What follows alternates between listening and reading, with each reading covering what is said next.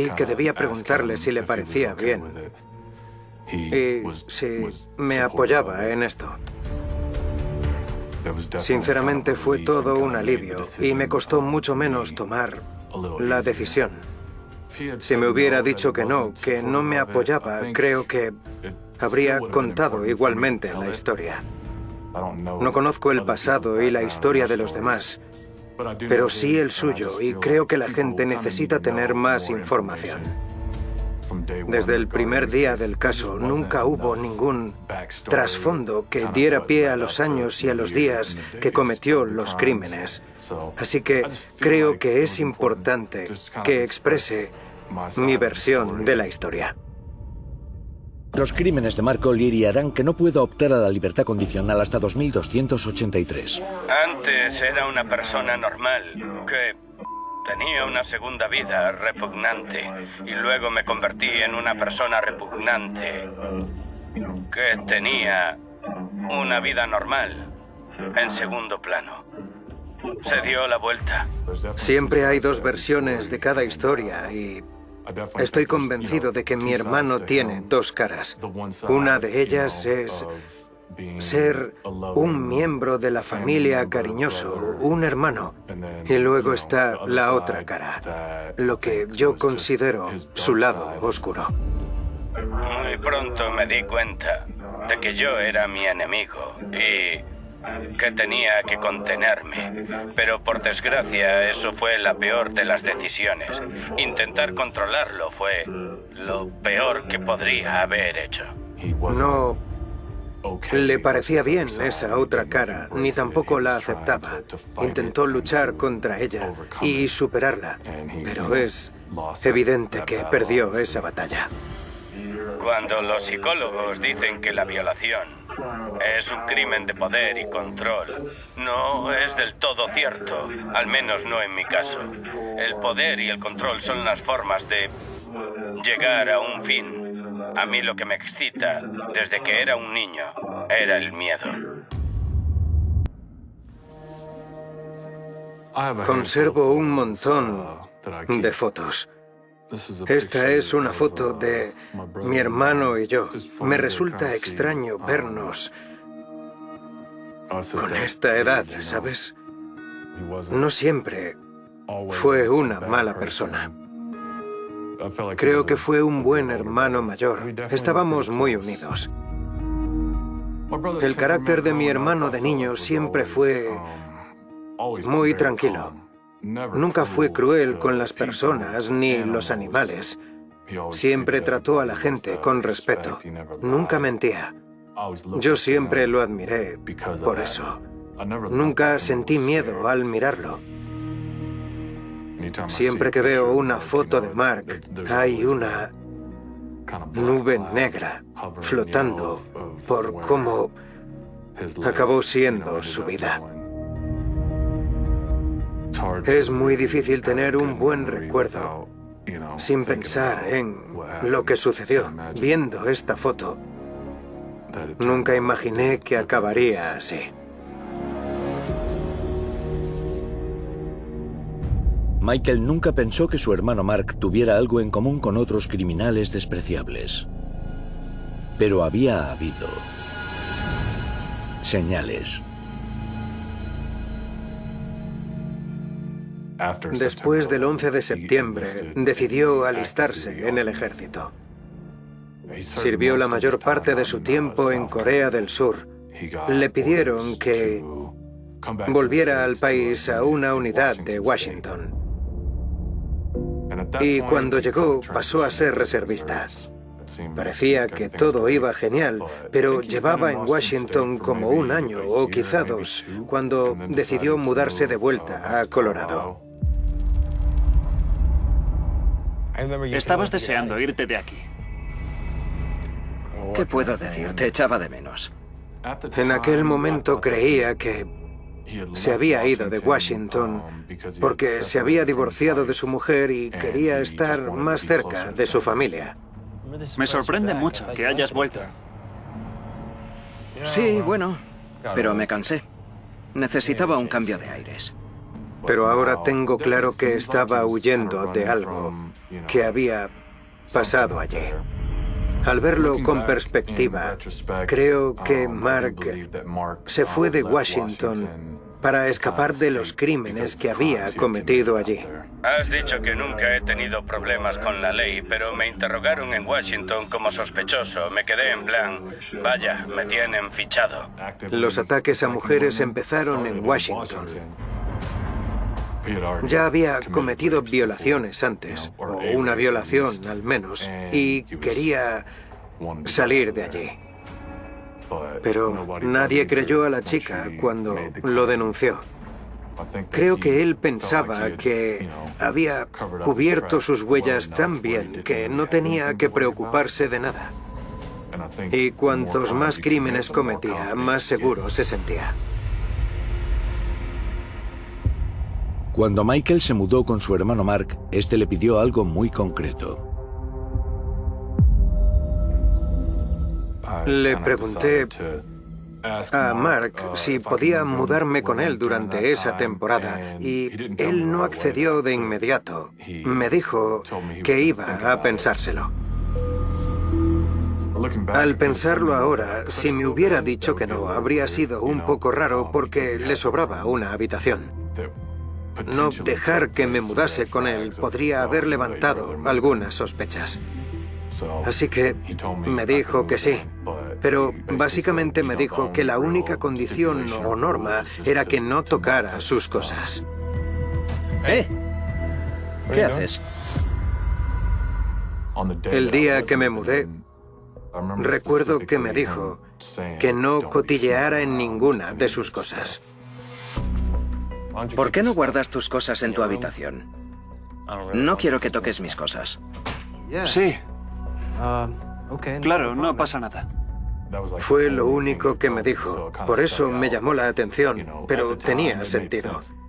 Yo había rebuscado entre sus cosas un montón de veces cuando éramos niños. Si ya hemos acabado, tengo que irme.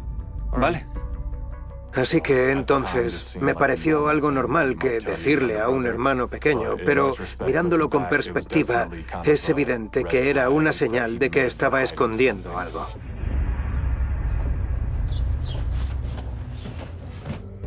Normalmente me llevaba algo cuando me colaba en las casas. Solía ser unas braguitas o algo así. Ya sabes, trofeos. Siempre he tenido un fetiche con las braguitas. Ya tenía recuerdos de las casas en aquel momento y no quería que yo encontrara pruebas de ninguno de los crímenes que había cometido hasta la fecha. Cuando lo detuvieron, me mandaron una lista de pruebas que estaban usando en su contra y ahí fue cuando vi que habían apuntado la cámara digital rosa y yo la había visto en el despacho. Pero nunca había mirado las fotos ni nada de eso, solo recuerdo que siempre estaba ahí, en la estantería. Se la llevó a la casa de una de las víctimas. Pero yo pensaba que sería de una de sus novias o de su exmujer. Hipotéticamente, si no lo hubiera escondido todo tan bien, yo seguramente habría encontrado algo y él habría tenido que matarme. No sé qué habría pasado en ese caso. Cuando Michael descubrió cómo se ganaba la vida Mark, no pensó que aquello pudiese alimentar esa necesidad tan peligrosa. Durante el tiempo que estuve viviendo allí, recibió cheques sin parar cada pocos días. Y me dijo que se había metido en el desarrollo de páginas porno. Mi primera reacción fue que cómo se había metido en eso y cómo conseguía ese dinero tan fácilmente. Ganaba más dinero que yo en un trabajo a jornada completa. Ahora lo pienso y, en mi opinión, era un adicto al sexo. Y sí que creo que esa exposición al porno está relacionada con el ansia que desarrolló, que siguió creciendo y lo convirtió en eso. Supongo que la cantidad de horas que pasó a lo largo de toda su vida viendo porno fue como un combustible que alimentaba constantemente su adicción. Tengo claro que no ayudó en nada. Creo que simplemente lo sumergió aún más en el mundo oscuro en el que estaba metido. La fantasía no tenía mucho que ver con la mujer en sí. Era más bien sobre excitarme con una mujer que estuviera aterrorizada. Me pasaba horas a 1,5 metros de ella mirándola por la ventana. Sé hasta qué películas estuvo viendo. Mark siempre trasnochaba. Se quedaba despierto hasta, no sé, las 3, 4 o 5 de la mañana, haciendo lo que fuera. En cuanto a lo que hacía por las noches, nunca oí ni escuché nada. Teníamos horarios muy diferentes, hasta el punto de que no era extraño que pasara varios días sin verlo. Yo era el compañero de piso perfecto para él. Yo iba a clase los 5 días de la semana y trabajaba por las noches. Si su puerta estaba cerrada, no sabía si estaba en casa o no. No sé cuántos crímenes cometió mientras estuve viviendo con él. Podrían ser varios a la semana. Una de las cosas más extrañas es pensar en que hubo veces en las que hablé con él justo después de que hubiera hecho algo. Mark. Es algo que me atormenta. El pensar lo que hacía de noche cuando yo me iba a dormir. Creo que pasaba mucho tiempo fuera, vigilando a la gente, a sus víctimas.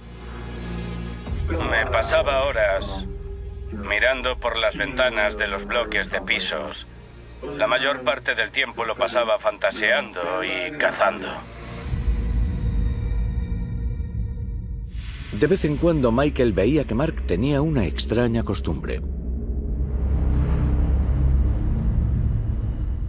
Recuerdo perfectamente que cuando vivía con Mark siempre había guantes junto a la puerta.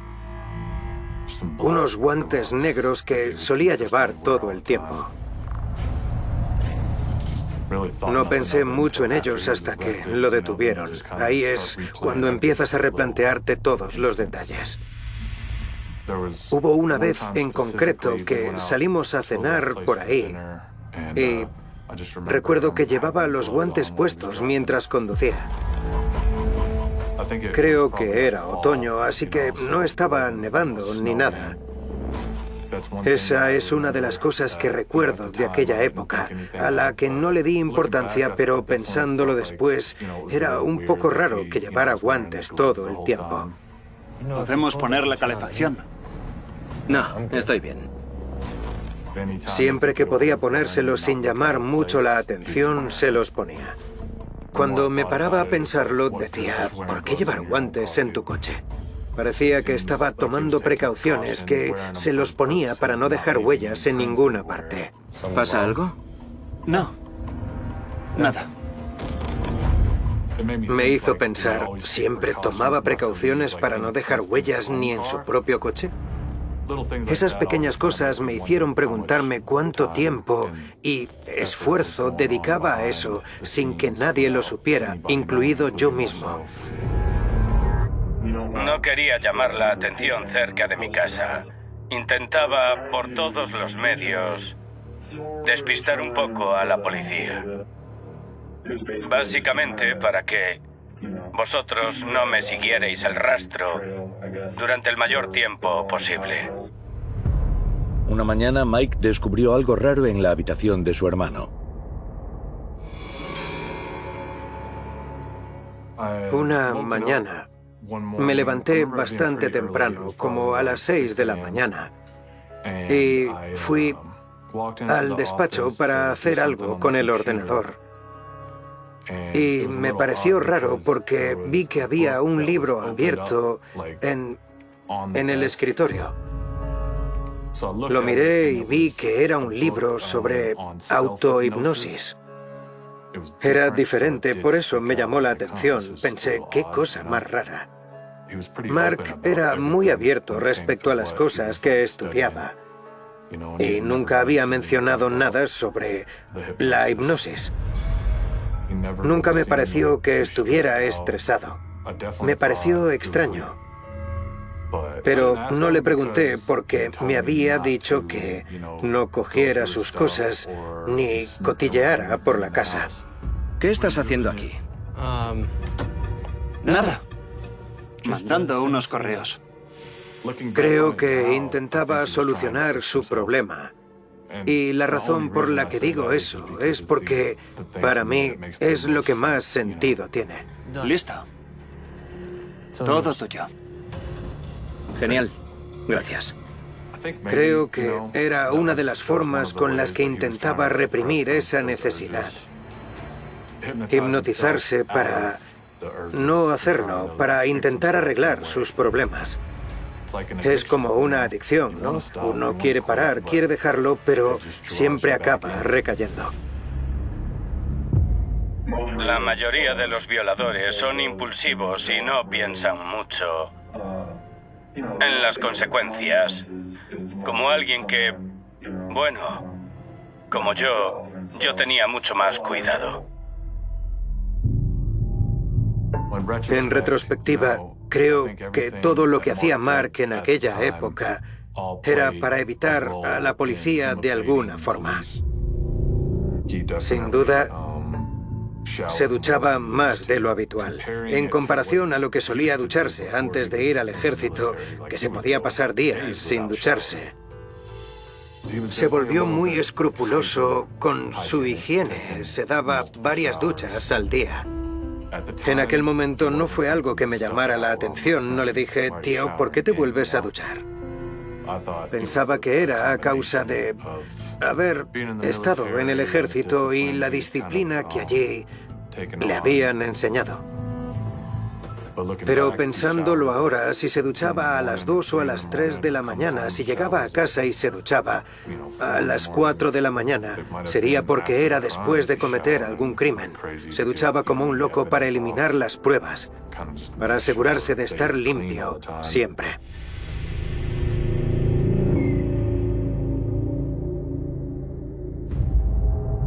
Sabía que el ejército tenía mi ADN, así que sabía que mi ADN estaba registrado. Me preocupaba hacer algo que os llevara directos hacia mí. Mark empezó a involucrar a Michael sin que él lo supiera para evitar que lo pillaran. Cuando me fui a vivir con Mark, estaba estudiando peluquería. Y Mark me pidió que le cortara el pelo en muchas ocasiones. ¿Te lo corto como siempre? Sí. Y él siempre quería un corte estilo militar. Está muy corto, no hay mucho que hacer. Me gusta así. Ahora que lo recuerdo, me pareció un poco raro. Había llevado el pelo largo durante todo el instituto. Cuando salió del ejército no estaba obligado, pero quería llevar el pelo muy corto. ¿Sabes que puedes dejarlo crecer? Mike, te he dicho que lo quiero corto. Además, creía que querías practicar. Sí. En mi opinión, después de haber estado obligado a llevar el pelo tan corto durante tanto tiempo, cualquiera querría llevarlo un poco más largo. Pero él tenía muy claro que quería que estuviera lo más corto posible. Creo que es posible que quisiera tener el pelo así de corto para evitar dejar pruebas de ADN en las escenas de los crímenes. Gracias. De nada. Y también me di cuenta de que siempre llevaba las uñas muy cortas y que siempre iba con la barba afeitada y solía llevar gorro. Casi siempre que salía de casa llevaba algún tipo de gorro. Podía tratarse de una decisión estratégica, ¿no? Ponía todas sus energías en no dejar ningún rastro de su ADN. Al recordarlo, Michael se dio cuenta de que Mark iba más allá para evitar que lo pillaran. Es evidente que su intención era seguir una rutina constante para cubrir sus huellas. Y algunas cosas me empezaron a parecer extrañas. Me dijo que no podía usar su detergente para la ropa, que tenía que comprarme mi propio detergente. Me pareció raro, así que le pregunté por qué. Me dijo que era por todos los químicos que le metían a esos productos que supuestamente causaban cáncer. ¿Qué haces? La colada. Tenía sentido. Mark estaba muy pendiente de los temas de salud en aquella época, así que no me pareció sospechoso. ¿Has cogido mi ropa? Sí, tenías un montón. Quería ayudarte. Pero él siempre usaba un detergente sin olor. Insistía mucho en usar productos naturales que no le dejaran ningún olor en concreto y nunca usaba colonia, ni lociones perfumadas, nada de eso. No uses mi detergente. Ahora lo pienso y me digo a mí mismo, ¿por qué? Creo que es más que probable que intentara evitar tener un olor llamativo o reconocible cuando atacaba a las víctimas. A la hora de cometer la violación, no querría oler a nada. No querría delatarse con un olor específico y concreto. Así que, visto ahora, los jabones y detergentes sin olor serían tan importantes en su mente como su kit de violación cuando cometía el crimen. Tenía una especie de inventario de último minuto. En el ejército los llamamos LIP, listas de inspección precombate. Comprobaba que lo llevaba todo, no quería olvidarme de nada. Me aseguraba de que las cosas que necesitaba a mano estuvieran accesibles. Cuando uno va adquiriendo experiencia, comete menos errores.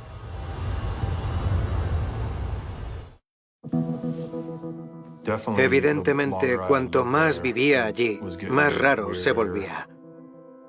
Esta es una foto del salón. Así es exactamente como recuerdo esta habitación. Las cortinas cerradas todo el tiempo. La cortina que había detrás del sofá fue la que creo que dejé abierta en una ocasión y Mark me dijo que teníamos que mantenerla cerrada. Un día se dio cuenta de que las cortinas estaban un poco abiertas o abiertas del todo y se alteró mucho. ¿Qué haces? Que entre algo de luz. Me dijo que teníamos que tener las cortinas cerradas en todo momento. Dijo que era un barrio conflictivo y que había habido robos y que si la gente veía tu casa, sabían exactamente lo que tenías dentro y simplemente me dijo que teníamos que mantener las cortinas cerradas para asegurarnos de que nadie viera la casa por dentro y planeara un robo o algo así. Pero no tenía sentido. No teníamos nada de valor en la casa más que la tele y la consola. ¿Qué van a robar, la tele? Tú déjalas cerradas. Creo que estaba tomando medidas para que lo vieran lo menos posible. Vale, sí. Sin problema. Estoy bastante seguro de que hacía la compra de noche porque cuanto menos llamara la atención, menos probabilidades había de que lo reconocieran. Creo que hacía todo lo posible para pasar desapercibido en todos los aspectos posibles. Y creo que pensaba que había cubierto sus huellas tan bien que no tendría nada de lo que preocuparse. Pero no estoy muy seguro de si tenía el presentimiento de que la policía se le estaba echando encima. Michael no tenía ni idea de que tanto él como su hermano estaban siendo vigilados. Me enteré de que el FBI o la policía estaban vigilando la casa. Creo que estuvieron vigilando por lo menos durante un mes. Una de las víctimas reconoció la camioneta y encontraron la casa a causa del vehículo. Estaban vigilando la casa y estaban buscando una oportunidad cuando Mark saliera de casa para llamar a la puerta y hablar conmigo. Pero Mark y yo nos parecemos mucho, así que estaban desconcertados.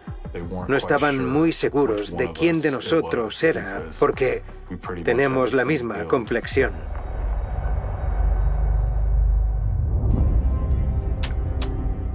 Y un día llegué a casa. ¿Qué haces? Vi a Mark y empezamos a hablar y me dijo que había pasado la policía. Ha venido la policía. ¿Qué? ¿Por qué? Y según decía, le habían informado de que había habido una serie de robos por el barrio y que debíamos estar alerta y asegurarnos de que lo teníamos todo bajo llave. ¿Y tenemos que hacer algo? No, solo asegurarnos de tener cuidado.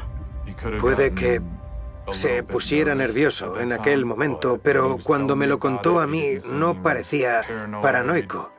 Cualquiera diría que se pondría un poco nervioso y preguntaría, ¿se han pasado alguna vez más? ¿Los has visto por la zona?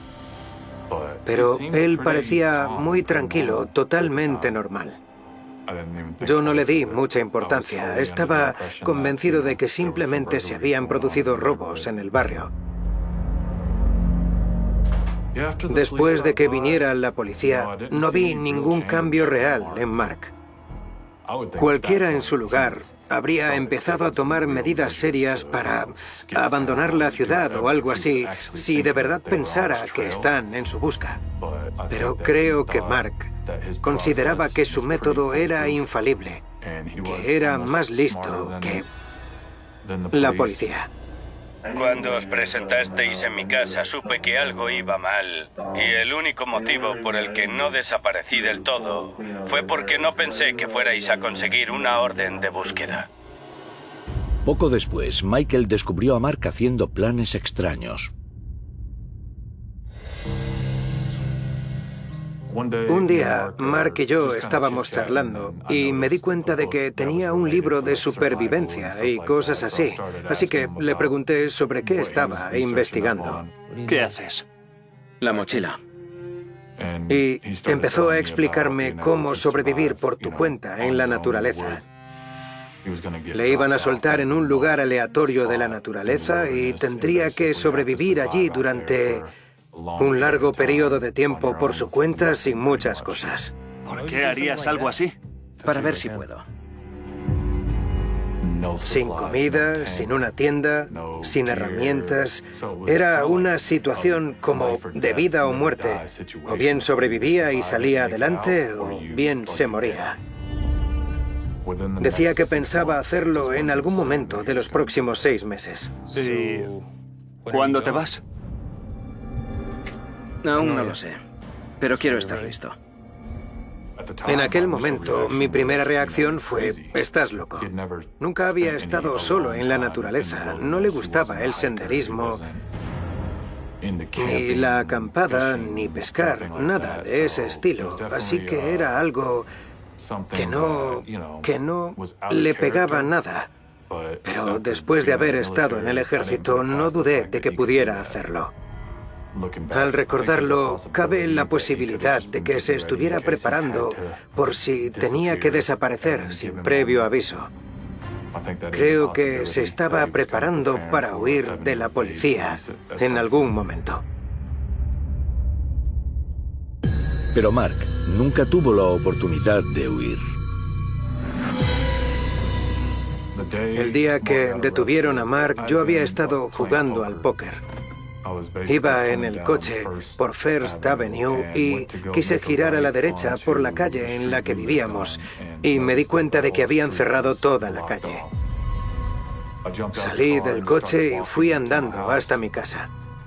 Vi un grupo de policías y ellos empezaron a acercarse a mí. No llegué hasta mi casa. Empezaron a hacerme preguntas sobre mi hermano. ¿Esta es tu casa? ¿Qué relación tienes con Mark O'Leary? Me dijeron que Mark estaba siendo investigado por ataques sexuales continuados. No podía creerlo. Creo que lo primero que sentí fue una conmoción, porque Mark nunca había tenido episodios de violencia contra nadie. Así que no creía que fuera capaz de cometer esos crímenes. Les decía, os habéis confundido, habéis detenido al que no es. Estáis equivocados. Señor, su hermano ha sido detenido por varios crímenes. Y ahí fue cuando me explicaron que llevaban un largo periodo de tiempo investigándolo y que estaban totalmente seguros de que se trataba de él. Le imputaban muchísimos cargos: violación, abuso, secuestro, toda una lista de delitos. En aquel momento me quedé petrificado porque era demasiado. No sabía cómo sentirme. Nunca pensé que mi hermano fuera capaz de ejercer la violencia contra nadie. 4 de octubre de 2009. Una mujer de 65 años llama a la policía para denunciar que han abusado sexualmente de ella. ¿La edad no te molestaba? No, sé que era mayor que yo, pero como digo, perdí toda restricción. En aquel momento lo único que quería era quitarme esa sensación del cuerpo. En su caso fue totalmente aleatorio.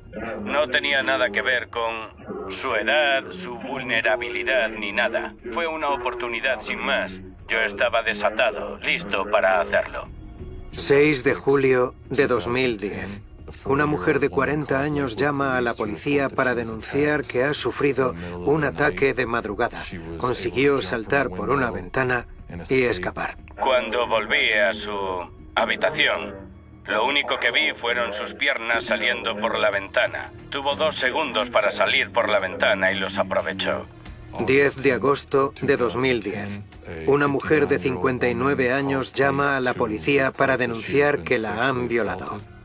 Lo primero que miraba cuando llegaba al bloque de apartamentos era cuántas ventanas había, cuántas formas de entrar tenía. Veía todo el complejo, sabía que vivía sola y eso era, pues ya está. 5 de enero de 2011. Una mujer de 26 años llama a la policía para denunciar que la han violado en su casa. Era una chica interesante. En otras circunstancias, si nos hubiéramos conocido de otra forma, nos habríamos llevado bien. Y bueno, luego estaba también la víctima de Washington, a la que nadie creyó cuando hizo la denuncia. Cuando te despiertas en plena noche y ves a un tío grande con un pasamontañas y un cuchillo enorme, cada mujer tiene una reacción diferente. Muy pronto me di cuenta de que algunas gritaban al instante. Empezaban a gritar con todas sus fuerzas. Saber que he convivido con alguien que cometía todos estos delitos es algo que me atormenta cada día. Muchas de estas cosas sucedieron mientras yo dormía, o quién sabe cuándo.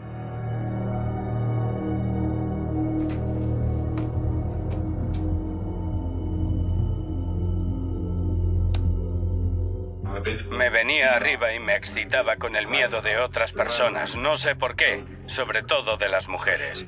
Y no era porque odiara a las mujeres ni nada así. Simplemente lo conectaba con el sexo. Siempre me sentía mal por ellas, incluso mientras lo estaba haciendo, pero era un círculo vicioso. Yo sentía que cuanto más miedo tenía ella, más energías me daba, supongo. Es muy duro ver esto, muy duro. La verdad es que no había visto estas imágenes. Es difícil comprender que alguien, especialmente el hermano que creía conocer, disfrute, bueno, sometiendo a otra persona con ese terror y que se excite, ¿sabes? En realidad, al principio era muy selectivo. Cuando te pasas 1000 horas de pie intentando buscar alguna buena candidata, tienes que empezar a bajar los estándares un poco. Parece como si para él fuera un juego. Parece que en ese momento estaba orgulloso de lo que había hecho. Y si no orgulloso, sin duda muy desensibilizado del daño que le había hecho a la gente. No se arrepentía de nada. Es duro imaginar que alguien pueda hablar de todo el mal que ha hecho y hacerlo sin verdadero arrepentimiento ni culpa. Has dicho frustración, es la palabra correcta. Una vez que te decides, te creas una expectativa hasta que llegas al punto de no retorno. Cuando lo llevas a cabo, nunca cumple esa expectativa. Es casi, bueno, decepcionante, porque el acto en sí no es como lo imaginaste. Creo que estaba tan enfermo que no creo que hubiera nada que satisficiera lo que fuera que estuviera buscando. Si el sexo y el miedo acabaran por no ser suficiente, supongo que es posible que hubiera pasado a otro nivel, que hubiera asesinado o quién sabe qué podría haber hecho. Lo cierto es que no quería hacerle daño a nadie. Nunca planeé matar a nadie. Sé que amenazaba con eso, pero nunca lo tuve en mente. Me resulta horrible pensar en lo que sufrieron esas mujeres.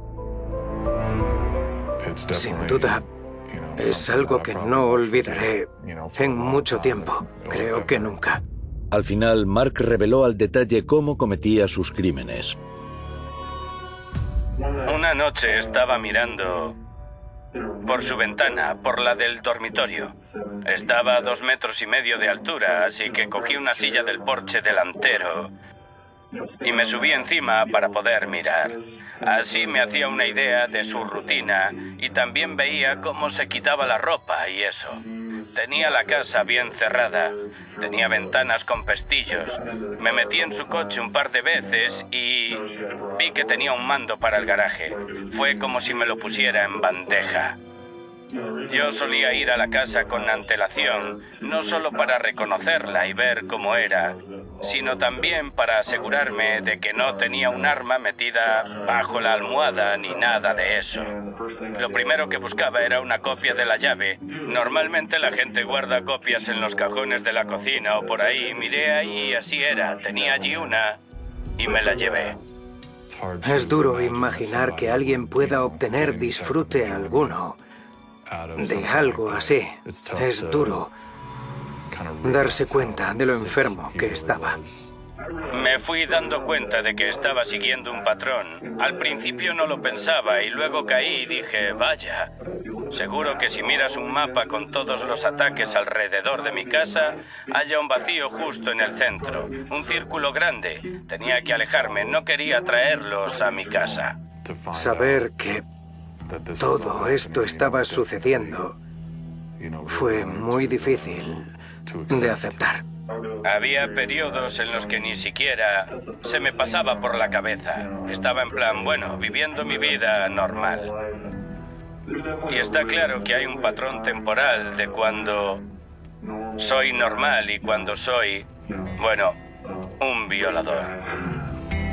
Me regodeo mucho en ese sentimiento. En algunos casos se trata de las experiencias sexuales más satisfactorias de mi vida. Mark O'Leary confesó 28 violaciones y delitos graves en Colorado. Fue condenado a 327 años y medio de cárcel más otros 68 y medio por sus violaciones en Washington. Estar presente en el juicio el día que se declaró culpable fue uno de los días más duros de mi vida. Sentí como si todo mi mundo se viniera abajo. Fuimos a la cárcel del condado y lo vi a través de un cristal. Recuerdo que cuando me senté, él aún no había llegado, así que ese rato que estuve esperando es uno de esos momentos que te parecen una eternidad. Lo trajeron y él estaba totalmente ido, ¿sabes? No había ninguna emoción. No tenía mucho que decir más que preguntar qué tal le iba y demás. No sabía qué decirle. Quieres hacerle muchas preguntas, pero no puedes preguntar nada. ¿Te están tratando bien? Estoy bien. Y eso nunca cambió, ni 10 años después. Mark y yo seguimos en contacto algunas veces al año. Normalmente mantenemos una charla superficial. Él quiere oír cómo me van las cosas, cómo me va la vida. Me dijo que desde que lo detuvieron, jamás se había sentido más libre porque sabe que no podrá hacerle daño a nadie mientras esté encerrado. Pero en cuanto a una explicación, no sé si quiero alguna. Si es algo que él quiere quitarse de encima, estaré ahí para escucharlo. Pero por el momento nunca le he preguntado nada sobre los crímenes. No sé si me ayudaría a pasar página o algo así. Me alegro de verte. Sí. Una parte de mí piensa que quizás Mark quiere hablar del tema, pero otra parte de mí sabe que eso nos separaría. Cuando llegue el momento, lo sabré. Actualmente a Michael le sigue costando identificar al hermano que conoció con el hombre que está en la cárcel. Esta situación nunca se vuelve más fácil. Te vuelves más insensible al dolor. Es muy difícil superar algo así. No diría que estoy enfadado con él, más bien triste. Es muy duro pensar en él como un depredador sexual violento. Entiendo perfectamente por qué las víctimas y los familiares de las víctimas odian a mi hermano, pero yo sigo queriéndolo. Ha sido difícil encontrar ese amor y mantenerlo. Pero creo que a fin de cuentas uno quiere a su familia pase lo que pase, ¿no? Siempre quieres, ya sabes, encontrar en tu corazón el perdón y no quieres, juzgar a nadie. Pero estoy convencido de que esta situación ha sido algo así como una prueba final.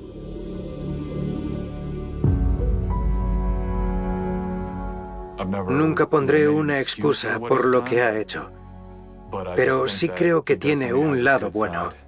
Y yo lo he visto a lo largo de mi vida. Es lo único que he conocido. Lo recuerdo tal como lo conocía. Y en el fondo de mi corazón sé que es buena persona. Simplemente es víctima de las necesidades retorcidas que lo carcomen por dentro. Granada, invierno de 2001. La ciudad se cubría de una niebla espesa que parecía tragarse las calles como si el aire mismo se negara a revelar lo que estaba a punto de ocurrir. Aquella madrugada el silencio fue más profundo de lo habitual. Nadie oyó el grito. Nadie vio el destello de una linterna en el descampado junto al río Berro. Solo las luces intermitentes de un coche viejo aparcado a medias sobre el barro quedaron encendidas hasta el amanecer. Cuando el sol se alzó tímido entre los tejados, un agricultor que iba camino del mercado se detuvo. A pocos metros del agua descubrió algo que su mente tardó en aceptar: el cuerpo de una mujer cubierto con una chaqueta demasiado grande, el rostro vuelto hacia el suelo, el cabello pegado al barro. No llevaba bolso, ni documentos, ni teléfono. Solo un colgante con una piedra azul como un hoyo que lo observaba todo. La policía le llegó antes de las 8. El lugar fue acordonado, pero ya era tarde para el silencio. Granada despertó con un nuevo misterio, uno que tardaría décadas en resolverse. El inspector Ramírez, un hombre metódico y hosco, fue el primero en arrodillarse junto al cuerpo. Observo los detalles con frialdad profesional, pero algo en aquella esquina le heló la sangre. Las manos de la mujer estaban limpias, sin tierra, sin señales de defensa. No había huellas de lucha ni indicios de robo. Parecía dormida y sin embargo el frío de la piel hablaba de otra verdad.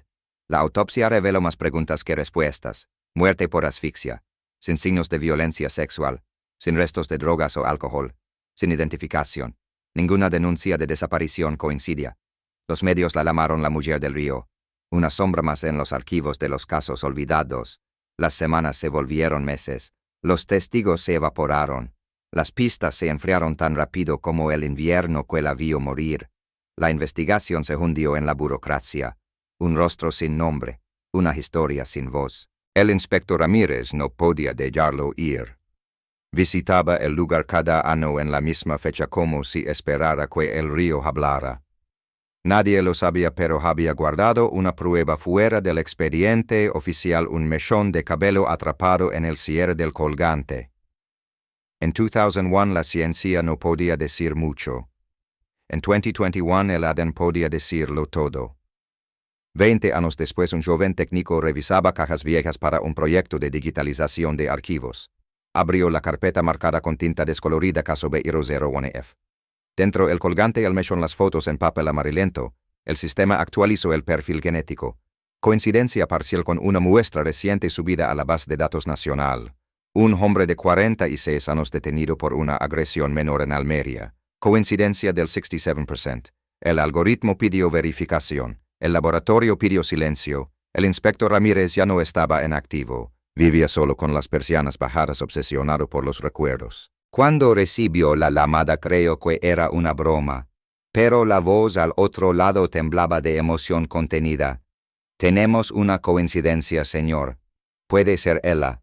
Aquella noche el anciano ex-inspector volvió a caminar hasta el río.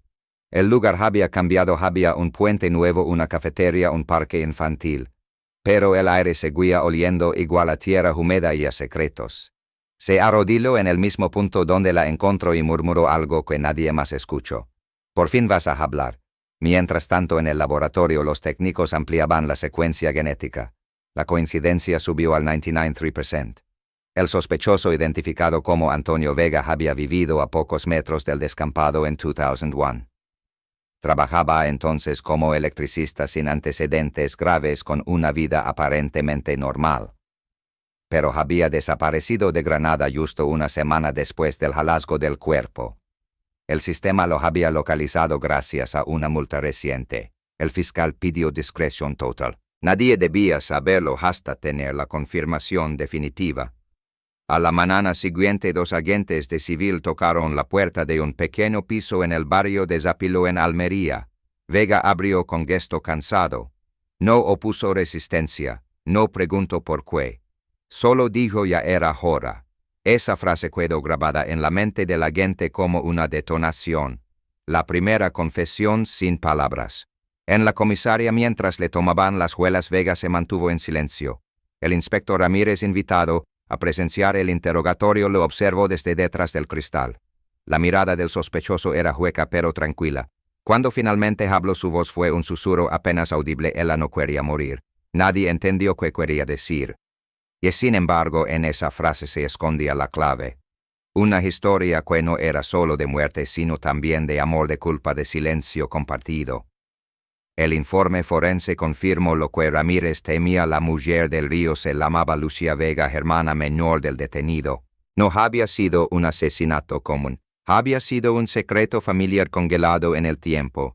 Pero todavía faltaban piezas, porque nadie la buscó, porque su nombre nunca apareció en ninguna denuncia, quien decidió borrar su rastro durante 2 décadas, y sobre todo, porque ahora, cuando el pasado ya parecía enterrado, la verdad emergía de nuevo como un cuerpo que el río se niega a guardar. La noticia no se filtró a la prensa. No todavía. Los investigadores sabían que aquel caso tenía demasiadas sombras y demasiados ojos observando desde la oscuridad.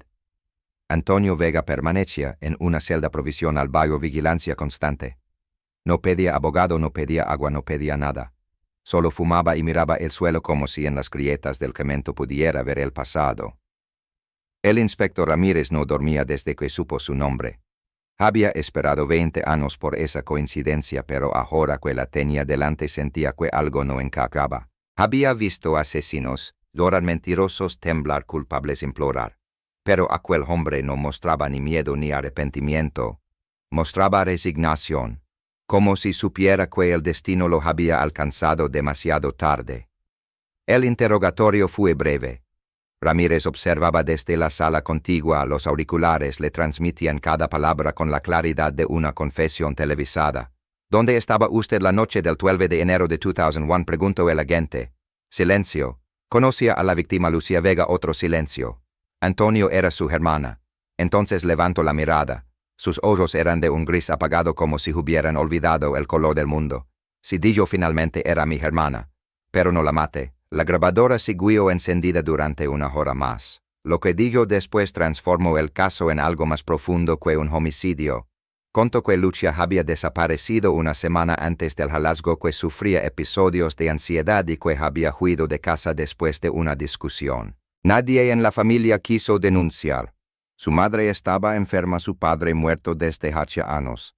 Antonio insistió en buscarla por su cuenta, pero una noche al regresar al descampado donde solían jugar de niños la encontró Ali.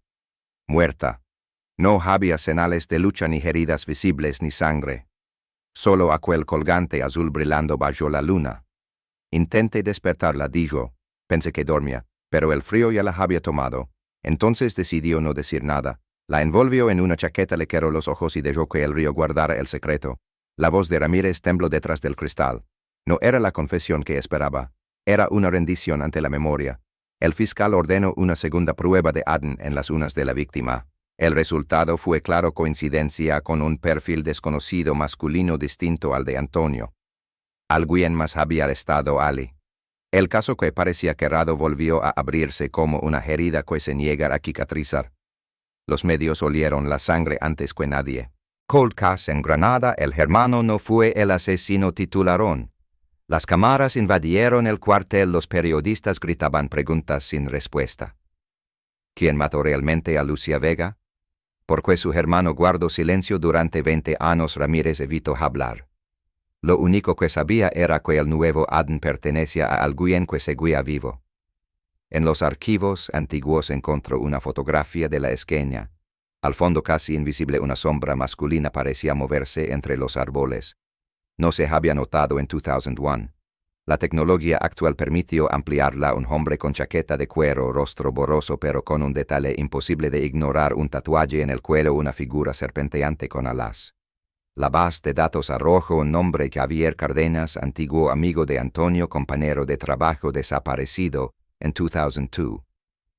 Sin rastro, sin cuerpo, sin despedida.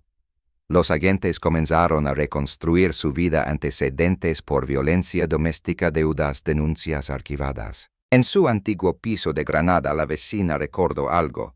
Dijo que la noche del crimen escuchó una pelea en la calle, una voz femenina gritando: «No te acerques más». Pero cuando miró por la ventana solo vio el coche de Cárdenas alejarse. La coincidencia del tatuaje con una foto de archivo confirmó las sospechas.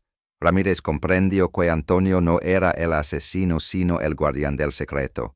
Había calado para proteger a alguien o para protegerse de una verdad aún más dolorosa. Esa noche volvió a visitar la morgue. Observó la vieja foto de Lucía, los ojos cerrados, el colgante sobre el pecho. Parecía tranquila, como si quisiera perdonar. El inspector encendió un cigarrillo y murmuró: «No hablaba, pero lo dijo todo». En las calles de Granada el caso revivió con fuerza.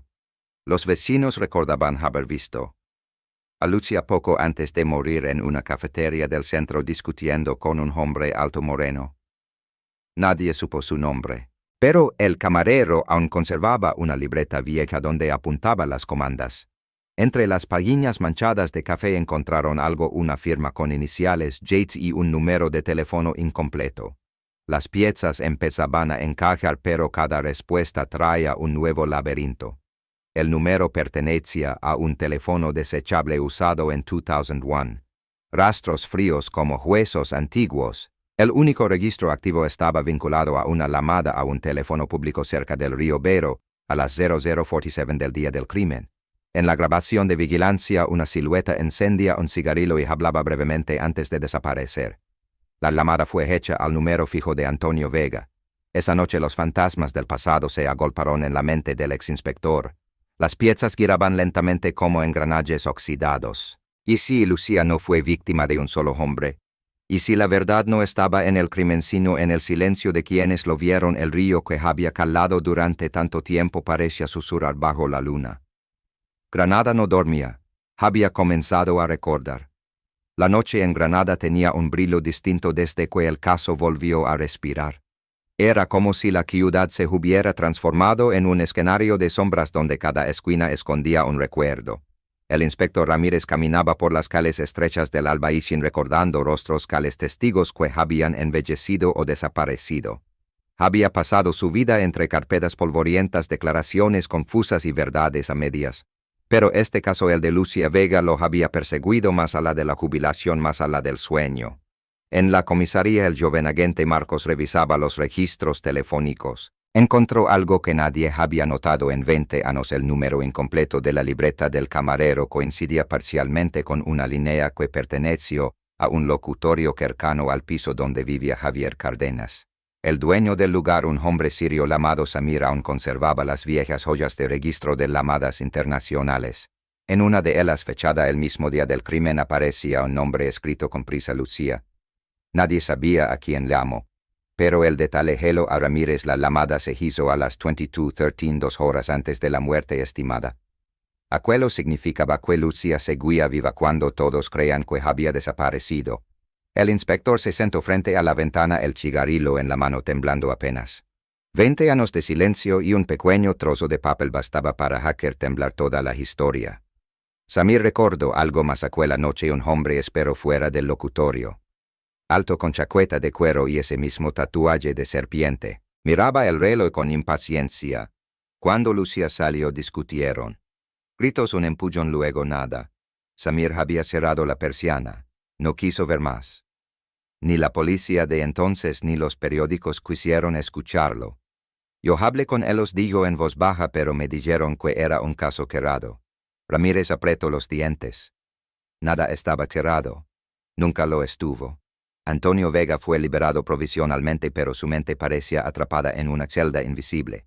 No respondía a las preguntas, no quería hablar de su hermana. Solo repetía una frase: ella no murió sola. Los periodistas lo acosaban, los flashes lo cegaban. El hombre se volvió una sombra entre las sombras. Un día desapareció del hostal donde estaba alojado. La recepcionista dijo que se marcó sin equipaje, dejando solo una nota: el río aún guarda su voz. La policía lo buscó sin éxito. Ramírez lo sabía, los hermanos Vega compartían más que sangre, compartían un secreto. Decidió regresar al lugar donde todo comenzó. Era medianoche cuando llegó al río Beiro. El agua reflejaba las luces de los coches lejanos como si fueran ojos vigilantes. En el mismo punto donde había aparecido el cuerpo, la tierra estaba removida. No mucho, pero lo suficiente para dejar ver algo. Un fragmento de vidrio con restos de sangre seca. No podía ser una coincidencia. El laboratorio confirmó al día siguiente que la sangre pertenecía a Javier Cárdenas. El hombre que todos creían muerto o desaparecido había estado allí y probablemente no salió con vida. Las teorías se multiplicaron. Algunos creyeron que Antonio lo había matado en venganza. Otros pensaron que Lucía lo hizo antes de morir. Pero ninguna prueba encajaba del todo. Los años habían borrado demasiado.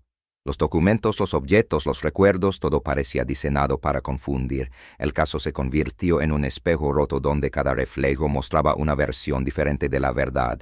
Ramírez comenzó a revisar los diarios antiguos. En uno de ellos, fechado una semana después del hallazgo del cuerpo, encontró una pequeña nota policial: vehículo quemado encontrado en las afueras de Pinos Puente.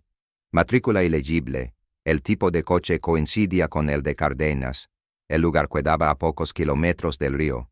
El inspector condujo hasta allí siguiendo un instinto que ya no sabía si pertenecía a su profesión o a su obsesión.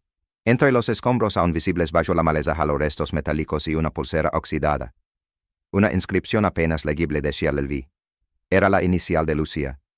Porque estaba allí, si el cuerpo fue jalado junto al río, aquello cambió todo.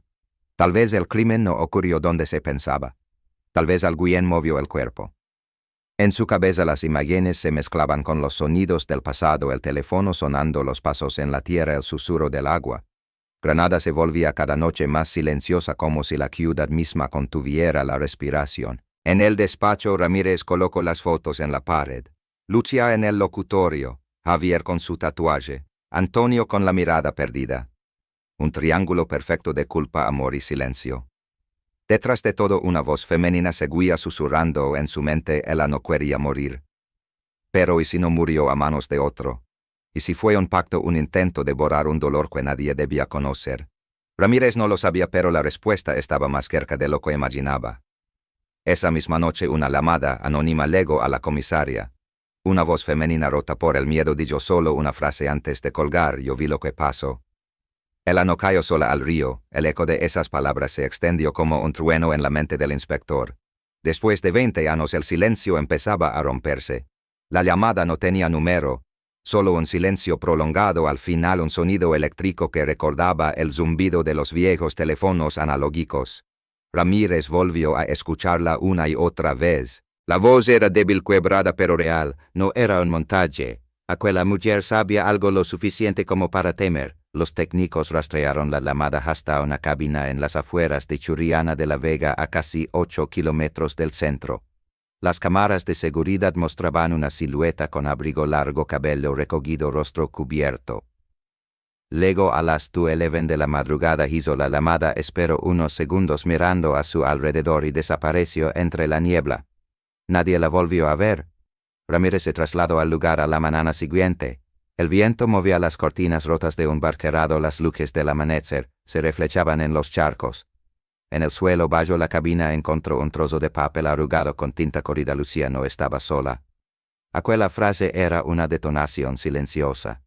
El inspector comprendió que alguien había presenciado la escena, tal vez una mujer, tal vez una cómplice, tal vez una víctima más del mismo miedo. Los archivos del 2001 mencionaban a una vecina que vivía cerca del descampado, una mujer llamada María Torres. Tenía entonces 18 años, trabajaba de noche en un bar y fue quien afirmó haber escuchado ruidos y voces la madrugada del crimen. Nadie la tomó en serio. Desapareció meses después. Su nombre quedó enterrado en una lista de testigos no localizados. Ramírez pidió reabrir su expediente. En el registro civil María figuraba como viva, pero con domicilio desconocido. Siguió la pista hasta un convento en las montañas a 1 hora de Granada. Allí, entre las monjas silenciosas, una mujer de mirada cansada servía café en la cocina.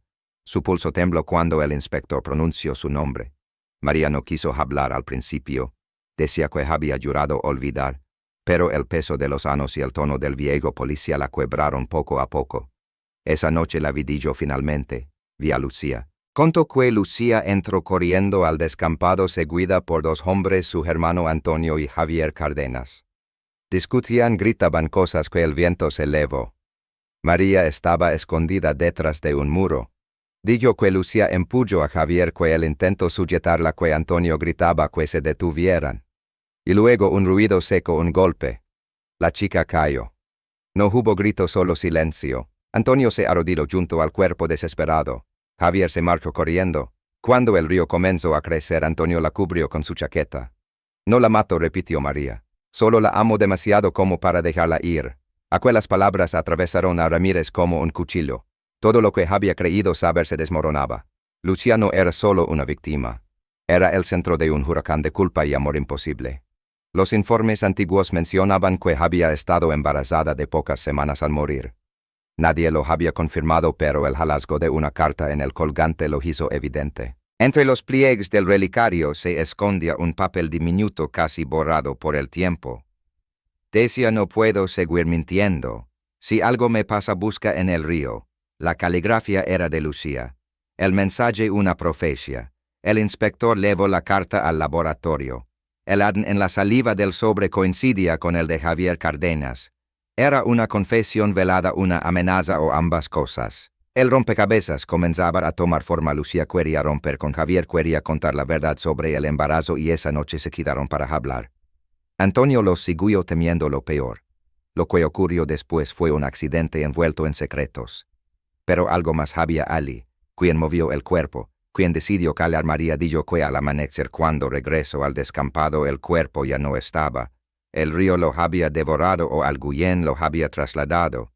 En el expediente original el tiempo de muerte era inexacto. Podría haber sido después del amanecer. Ramírez comenzó a sospechar que el cuerpo fue colocado deliberadamente para simular una escena. Tal vez Antonio no actuó solo. Tal vez alguien más quiso borrar huellas. Al volver al coche el inspector encendió la radio. En las noticias hablaban del caso otra vez en todos los titulares. Cold Case reabierto en Granada. La víctima hablaba desde el silencio. Su propia frase convertida en espectáculo mediático. Cerró los ojos. El pasado regresaba con la violencia de un trueno. Esa noche sonó con el río con el reflejo de una mujer caminando sobre el agua con el colgante brillando como un ojo abierto. Despertó sobresaltado. En la mesa un sobre sin remitente. Dentro una fotografía María más joven en el descampado observando de lejos. Al dorso una frase escrita con tinta roja: no fue un accidente. La fotografía era antigua con los bordes amarillentos, pero no tanto como para pertenecer a otro tiempo. Ramírez la observó bajo la luz tenue de su escritorio y algo en esa imagen no lo dejaba tranquilo. María joven con los ojos fijos en la distancia parecía no mirar la esquina sino algo más allá, algo que solo él la podía ver. El inspector dio vuelta a la foto una y otra vez intentando encontrar una pista oculta, una firma, un rastro. Nada, solo aquella frase escrita con rabia: no fue un accidente. Su mente comenzó a repasar todos los detalles, cada palabra de María, cada silencio de Antonio. Si no fue un accidente, entonces ¿qué fue? En la penumbra del despacho el reloj marcaba las 3 de la madrugada. Ramírez no podía dormir. Afuera la ciudad parecía un organismo dormido indiferente. Encendió un cigarrillo, el humo se mezcló con el polvo de los expedientes abiertos sobre la mesa. En una esquina el colgante de Lucía reflejaba la luz como un hoyo vigilante. El inspector no creía en fantasmas, pero desde que reabrió el caso sentía su presencia en cada rincón. Decidió visitar a María al día siguiente sin aviso, sin escolta. El convento estaba rodeado por cipreses altos y el aire tenía un aroma a quera y piedra vieja. Cuando la vio comprendió que ella ya lo esperaba. Tenía los ojos hinchados como si hubiera pasado la noche llorando. Recibí la foto, dijo él sin rodeos. María no pareció sorprendida. Entonces ya sabe que no puede confiar en nadie. El silencio se volvió espeso como si el aire mismo pesara entre los dos. Ella tomó asiento y habló despacio con la voz de quien carga una verdad demasiado tiempo. No fue un accidente, inspector. Fue una decisión. Pero no de Lucía. Contó que semanas antes de la muerte Javier había descubierto el embarazo. La relación se volvió violenta. Lucía quiso denunciar, pero Antonio se lo prohibió. Decía que arruinaría la memoria de su padre, que el escándalo destruiría a la familia. Esa noche los 3 discutieron junto al río. Javier perdió el control a empullo. Antonio trató de detenerlo, pero fue tarde. Lucía cayó golpeándose con una piedra. Murió en segundos. El silencio se apoderó de todos. Antonio quiso llamar a la policía, pero María, que los había seguido, lo convenció de no hacerlo. Dijo que si contaba la verdad acabaría en prisión. Ella misma ayudó a mover el cuerpo. Yo la cubrí con la chaqueta, murmuró.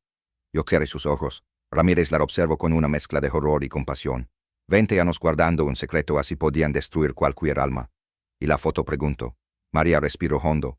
Alguien más estaba allí. No era solo nosotros 3. Había una cuarta persona. El corazón del inspector se aceleró. ¿Quién le bajó la mirada?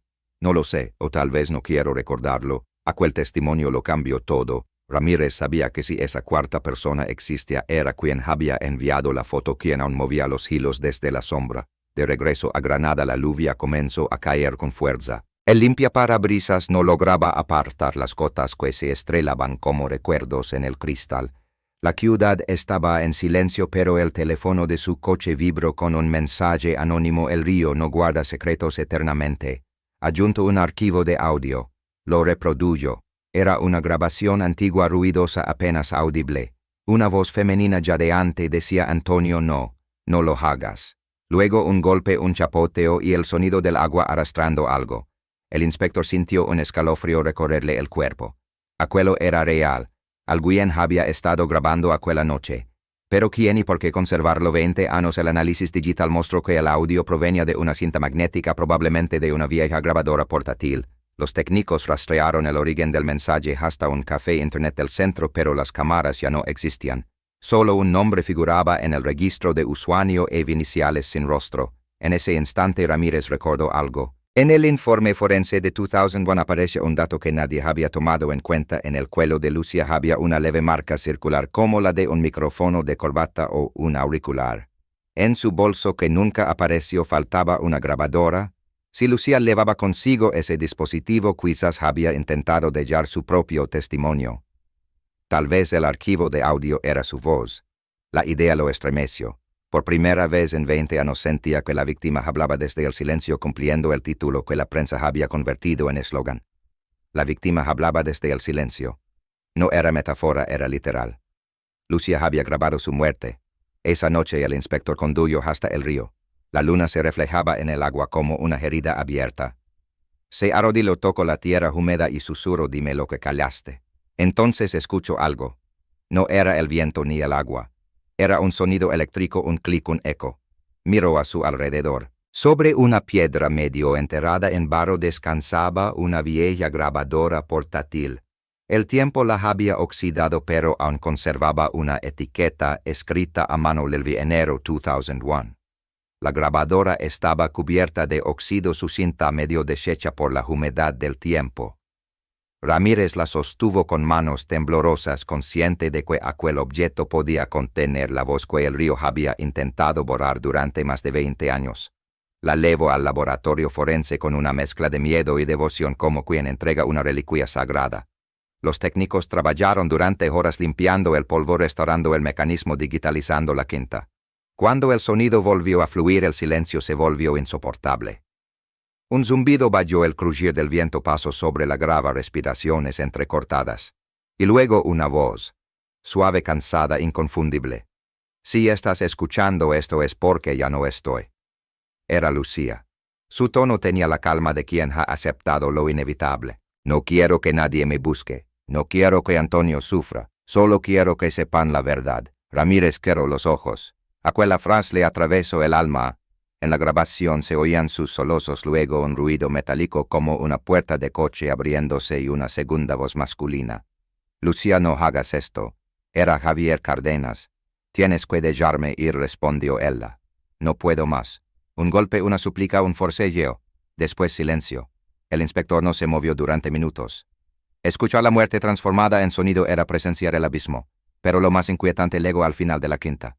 Una voz masculina distinta, firme, contenida. «Nadie debe saber lo que pasó. El río lo sabrá por todos». No era Antonio, ni Javier, era alguien más, un cuarto hombre, el mismo que María había mencionado, el mismo que había enviado la foto. Ramírez sintió un escalofrío recorrerle la espalda. Si esa voz pertenecía a alguien dentro de la policía, todo el caso se tambaleaba. Solicitó una comparación de voz con las grabaciones de los agentes que trabajaron en la investigación original. El sistema necesitaba días, pero el inspector ya intuía la respuesta. Uno de los nombres saltaba de los archivos con fuerza: el comisario Morales, su antiguo superior, el hombre que había ordenado cerrar el caso en 2001 por falta de pruebas, el mismo que le había dicho que olvidara a la mujer del río. Ramírez salió del laboratorio y caminó bajo la lluvia sin paraguas. Cada gota era un recuerdo, cada sombra una amenaza. Granada parecía observarlo desde sus balcones antiguos. Esa noche no volvió a casa. Se quedó en el coche escuchando una y otra vez la grabación, buscando matices, respiraciones, pistas que confirmaran su temor.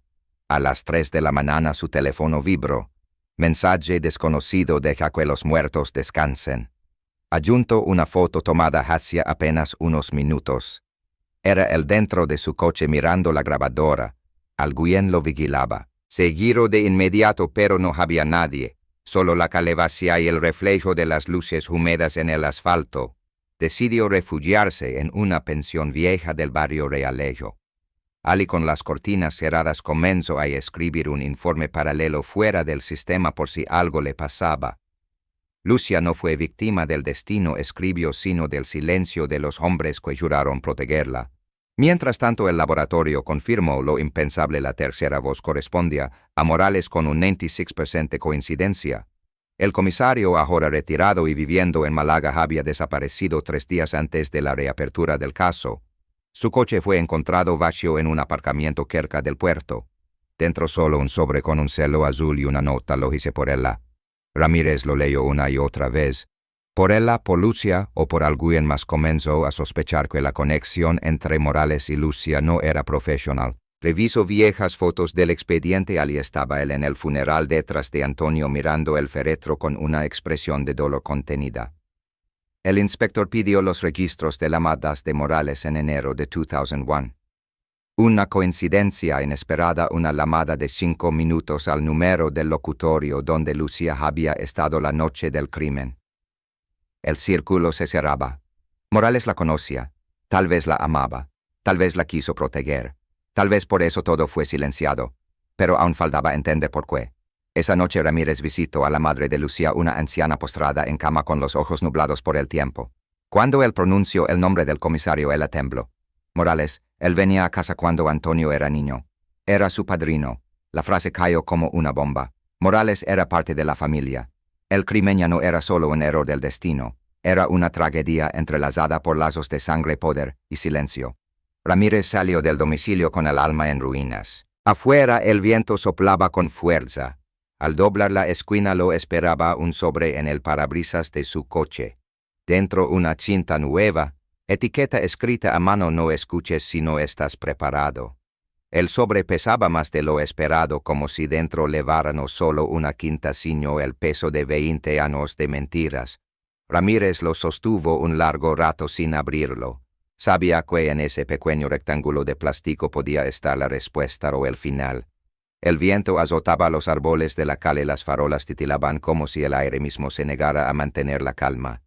Finalmente respiró hondo y colocó la quinta en un viejo reproductor que guardaba en su coche, el mismo que usaba en los años en que la tecnología era más sencilla y el miedo más puro. El sonido era nítido desde el principio, demasiado nítido. Se oía la voz de un hombre hablando en tono bajo. Era Morales. Si estás oyendo esto, Ramírez, significa que el pasado ha vuelto a abrir la herida. No intente borrarlo. Solo intente salvarla. Su voz temblaba, no como la de un criminal, sino como la de un hombre condenado por sus propias decisiones. Lucia no debía morir.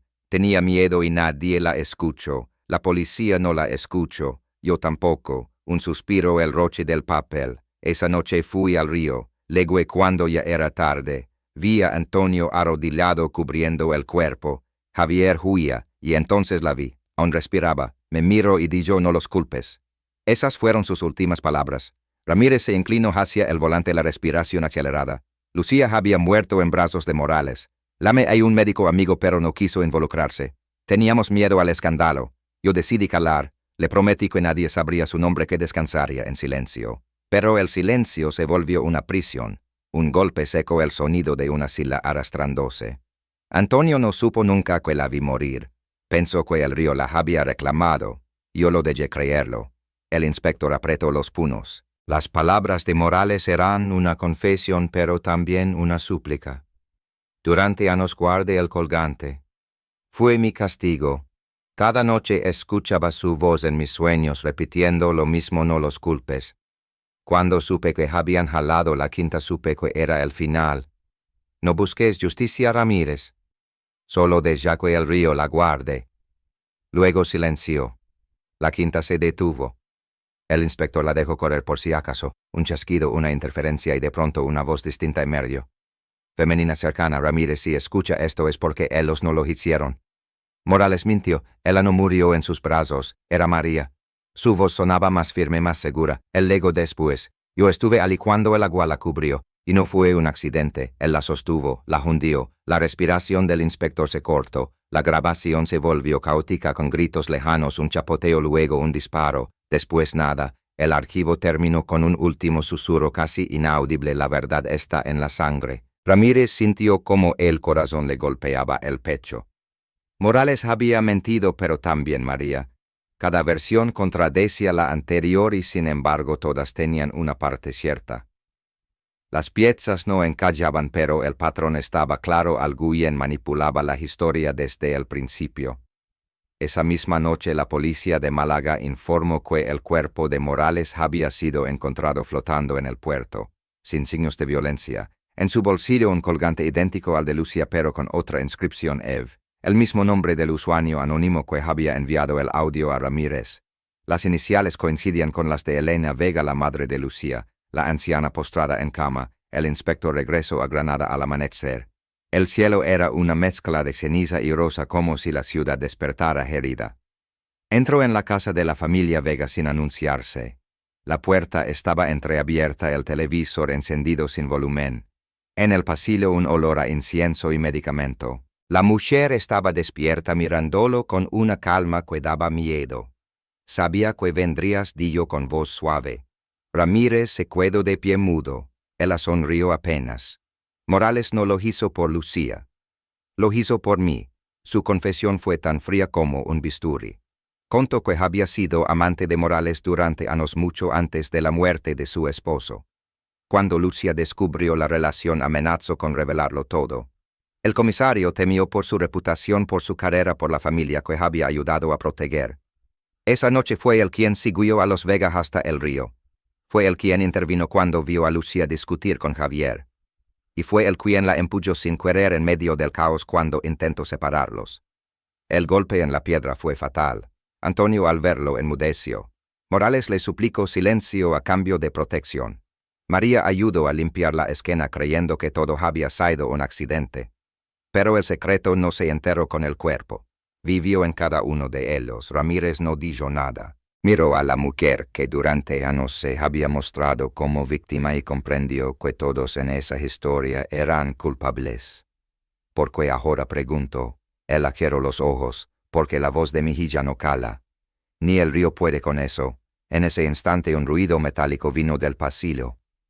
La grabadora, la vieja grabadora del caso, se encendió sola. Una voz resonó en toda la casa. Era Lucía. Mamá, porque el gesto lento de Antonio sobre la otra orilla quedó suspendido en la mente de Ramírez como una fotografía que aún no se revela. No lo siguió. Sabía que si lo hacía el hombre desaparecería entre los chopos como un animal herido que conoce cada recoveco del río. En cambio encendió un cigarrillo y dejó que el humo dibujara círculos invisibles sobre el agua que ya había aprendido todas las versiones de la verdad. Granada amanecía con el cansancio de las noches largas. Los camiones de reparto empezaban a rugir, las persianas metálicas se levantaban como párpados y el caso que el fiscal daba por cerrado respiraba otra vez cercamente desde alguna fisura que ni las confesiones ni las muertes habían podido celar. En la comisaría el joven agente Marcos lo esperaba con una carpeta que parecía arder entre las manos. Alegado el informe ampliado, dijo y la voz se le quebró en esa sílaba inevitable de los que entienden demasiado rápido. Ramírez lo tomó sin prisa. Dentro la necropsia revisada con técnicas de 2025 sobre muestras rescatadas de 2001, el laboratorio había logrado extraer con precisión de relojero antiguo restos genéticos de los bordes del colgante de la cinta magnética de un trozo de tela preservado por azar en una bolsa que nadie abrió en 2 décadas. El párrafo crucial era corto: clínico como un disparo. Los marcadores compatibles con producto de gestación indican filiación masculina distinta de Javier Cárdenas. Se observa coincidencia parcial alta con el perfil de José Morales. Ramírez dejó de leer. No hizo falta más. Sintió el peso de la silla, la gravedad concreta de las paredes, el mundo cayéndose sin hacer ruido. La mano con la que tantas veces había apuntado a culpables tembló ahora no por la edad sino por esa forma especial de horror que solo producen los secretos colocados uno dentro de otro como muñecas rusas. El comisario que cerró el caso, el padrino de Antonio, el amante de Elena, era muy probablemente el padre del hijo que Luciano legó a parir. La frase del informe no lo decía con tinta negra, pero lo gritaba en un idioma que no se equivoca. Y de pronto todo encajó con una lógica cruel: la prisa por silenciar, la mirada de Morales en el funeral, su coche abandonado en el puerto, su colgante con iniciales, su nota sin sujeto. Lo hice por ella. ¿Por cuál ella?, se preguntó Ramírez, y la respuesta lo atravesó: por Elena primero, por Lucía después, por sí mismo siempre. El inspector cerró la carpeta con un movimiento seco. No dijo nada. Devolvió el expediente al cajón, que ya no era un archivo sino una tumba. A mediodía el teléfono vibró con el latigazo de un mensaje: esta noche cuando el reloj de la catedral marque las 10. Bajó el puente viejo, solo, no había firma, no hacía falta. El río siempre firma con el rumor de su propia garganta. Llego antes de las 10 y espero apartado sin apoyarse en la baranda oxidada sin moverse más de lo necesario. Las sombras hicieron su trabajo, estiraron el lomo de los árboles, poraron la geometría de los muros, volvieron iguales las piedras viejas y los rostros. Antonio salió de la oscuridad con el mismo andar de la otra orilla, sin urgencia, sin miedo, sin esa culpa que los periodistas coleccionan en titulares como insectos brillantes. Se detuvo a 2 pasos, lo suficiente para que cada uno respirara su tiempo. Pensé que no vendrías, dijo, y en su voz no había reproche, solo el cansancio de los que ya no deben nada. Siempre vengo, respondió Ramírez, cuando el río llama. No hubo saludo. No lo merecía ni la noche ni la historia. ¿Lo sabías?, preguntó el inspector, y con esas 3 palabras tiró del hilo que quedaba. Antonio no pestañeó. Lo supe después, no el primer día, no cuando la cubrí con la chaqueta, pero lo supe. La pausa se llenó con el paso de un coche lejano, con el tintineo del reloj que bajaba de la torre como una lluvia ordenada. Quise matarlo, continuó, y también quise olvidarlo. Hice las 2 cosas al mismo tiempo y ninguna del todo. Por eso me fui, por eso volví. Ramírez se inclinó apenas hacia adelante. Morales está muerto, dijo, y aún así sigues aquí. Antonio alzó la vista hacia el hueco negro bajo el puente, donde las aguas parecían ensayar voces antiguas. Los muertos no cierran nada, dijo despacio, solo cambian de habitación. El inspector no preguntó por Elena. No hizo falta. El silencio dejó sitio para la madre, para su carta, para el monitor apagándose como un barco que apaga los faros y se deja ir. No vengo a entregarme, dijo Antonio, al fin vengo a señalar lo que falta. Metió la mano en el bolsillo de su abrigo y sacó una llave embellecida manchada de barro y tiempo. La colocó en la palma de Ramírez con un gesto que parecía un sacramento. Nave 3, Azucarera de Pinos Puente. No tardes, el nombre del lugar cruzó el aire como un cuervo. La vieja azucarera era un edificio enorme y vacío, una catedral invertida hecha de ladrillo y ecos. Allí ardió un coche en 2001. Allí se oxidaban los fantasmas en fila. ¿Qué hay allí?, preguntó el inspector sin apartar la vista de la llave. Antonio respondió con una sola palabra: huesos. El resto de la noche fue un corredor largo con la respiración contenida. Ramírez no pidió refuerzos, no confió en nadie. Condujo solo dejando que la carretera lo llevara como un río paralelo, con farolas a intervalos como signos que alguien puso para los que necesitan creer que hay orden. La azucarera apareció al final como aparece un sueño al que se vuelve demasiadas veces igual y distinta, inmensa y vacia, con ventanas como ojos ciegos. La llave abrió una puerta lateral con la que había sonado más de una vez sin saberlo. Dentro olía a azúcar muerta y a agua estancada. Caminó con la linterna en alto, buscando no tanto un lugar como una señal. La encontró en el suelo bajo una plancha suelta de cemento, una cruz de tiza que 20 años antes no importaba y que ahora era la firma de todos. Apartó la plancha con la ayuda de una palanca que descansaba contra la pared y bajo ella en un hueco que alguna vez fue un desagüe. Vio lo que la palabra huesos no alcanza a decir: restos humanos en disposición confusa, un reloj metálico comido por el óxido, un mechero con un grabado torpe, una serpiente con alas y en el barro que los rodeaba el fantasma químico de una gasolina vieja. Llamó al laboratorio cuando ya no pudo sostener la linterna con pulso firme. Digo pocas cosas las necesarias: ubicación, posible víctima, preservar. En menos de una hora el hangar vacío tenía pasos, luces, quintas amarillas. Ramírez observó desde una esquina mientras la ciencia hacía lo suyo con la delicadeza brutal de un funeral técnico. Los marcadores en el reloj coincidían con un modelo que Javier Cárdenas compró en un bazar del Zaidín a finales del 2000. El tatuaje diminuto del mechero no era casual, era el mismo dibujo que el archivo había ampliado en la foto del cuello. El Adén sacó de la tierra lo que la tierra guardó por encargo. Javier yacía allí desde la semana en que ardió el coche. No había duda. Lo que dudaba, como siempre, eran los detalles: una fractura en el temporal izquierdo, signos de atadura en las muñecas, trazas de un sedante antiguo que huele a consultorio. No fue venganza improvisada. Fue un procedimiento, un acto de contención. Alguien inmovilizó, golpeó, escondió y prendió fuego al coche para distraer la mirada. El alguien ya no respiraba en ningún puerto. Tenía nombre y ese nombre había firmado expedientes. Ramírez no celebró el hallazgo. No suena ningún himno cuando por fin encajan huesos con etiquetas. Volvió a Granada con la sensación de haber abierto por dentro una puerta que no conducía afuera. El fiscal avisado de madrugada se presentó con trajes sin arrugas y hoyos con sueño mal disimulado. Quiso hablar de ruedas de prensa, de cierres provisionales, de palabras como consuelo, trascendencia final. El inspector lo escuchó con los brazos cruzados como si el invierno le hubiera cristalizado la sangre. Se ha hecho justicia, dijo el fiscal con esa seguridad que pertenece más a los papeles que a las personas. Ramírez respondió sin alzar la voz: se han contado los hechos, que no es lo mismo. 2 días después, la ciudad amaneció empapelada con titulares que creían saberlo todo: Colcas resuelto, asesino oculto, Quinta Milagrosa la víctima que habló desde el silencio. Las cámaras volvieron a los bordes del río como moscas a un vaso dulce. Entrevistaron a vecinos que no recordaban, a comerciantes que no habían nacido, a un antiguo compañero de Javier que juró que el tatuaje decía otra cosa. La ciudad, tan experta en sobrevivirse a sí misma, convirtió el horror en anécdota compartible. Y aún así, en la esquina menos iluminada del discurso quedaba un punto que nadie le daba: el lugar exacto donde la mentira decidió convertirse en sistema. Esa noche Ramírez pasó por la casa de Elena. Nadie abrió.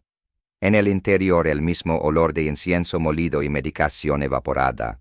Sobre la mesa del salón, ordenados con una voluntad que era ya póstuma, estaban el colgante de repuesto, un rosario sin crucifijo y una fotografía de Lucía en la playa, el pelo al viento, el mar de fondo en ese color que solo reconocen los que han recibido confesionarios salados.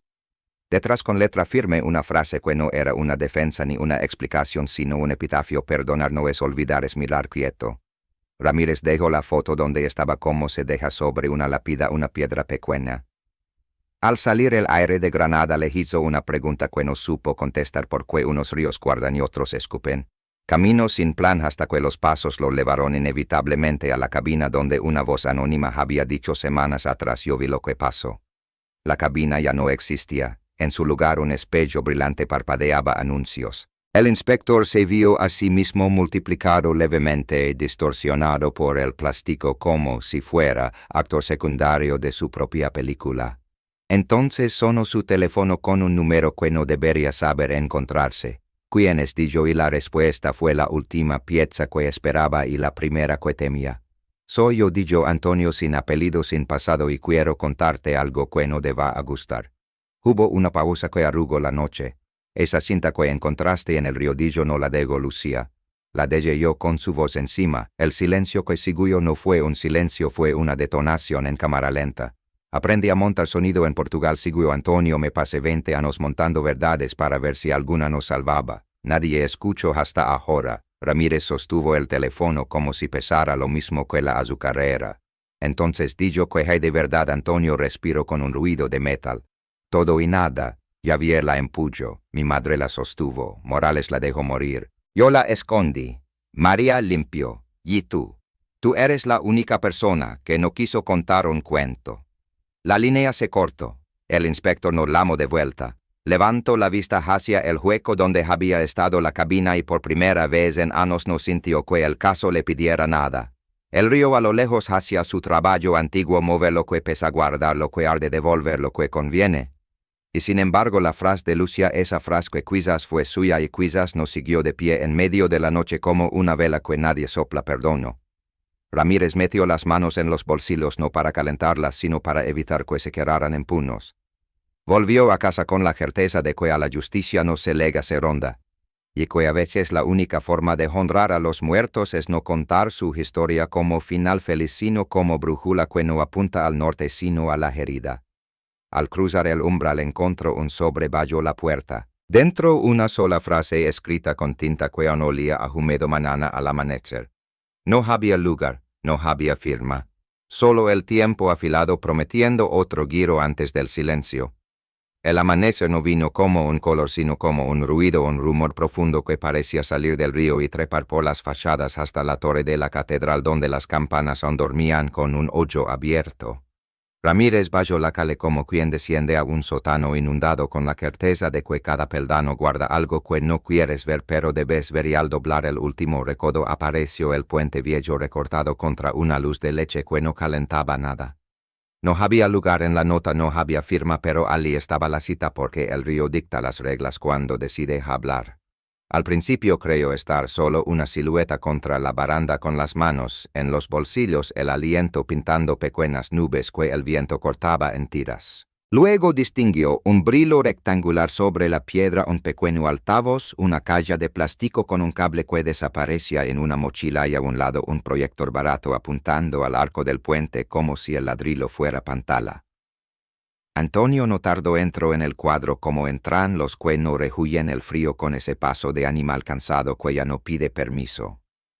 No intercambiaron saludos, aprendieron hace tiempo que el protocolo sobra cuando la historia ya se ha contado a sí misma demasiadas veces. Antonio sacó un pendrive, lo sostuvo un segundo entre los dedos como si pesara lo mismo que un anillo heredado, lo encalló en el puerto del altavoz y dijo sin mirarlo que el montaje que confesó por teléfono no era una trampa sino un espejo que lo había hecho para obligar a escuchar que la ciudad solo cree en aquello que puede convertir en noticia y que la única forma de romper el hechizo era poner todos los sonidos a la vez para que las mentiras se estorbaran y las verdades sobrevivieran por cansancio.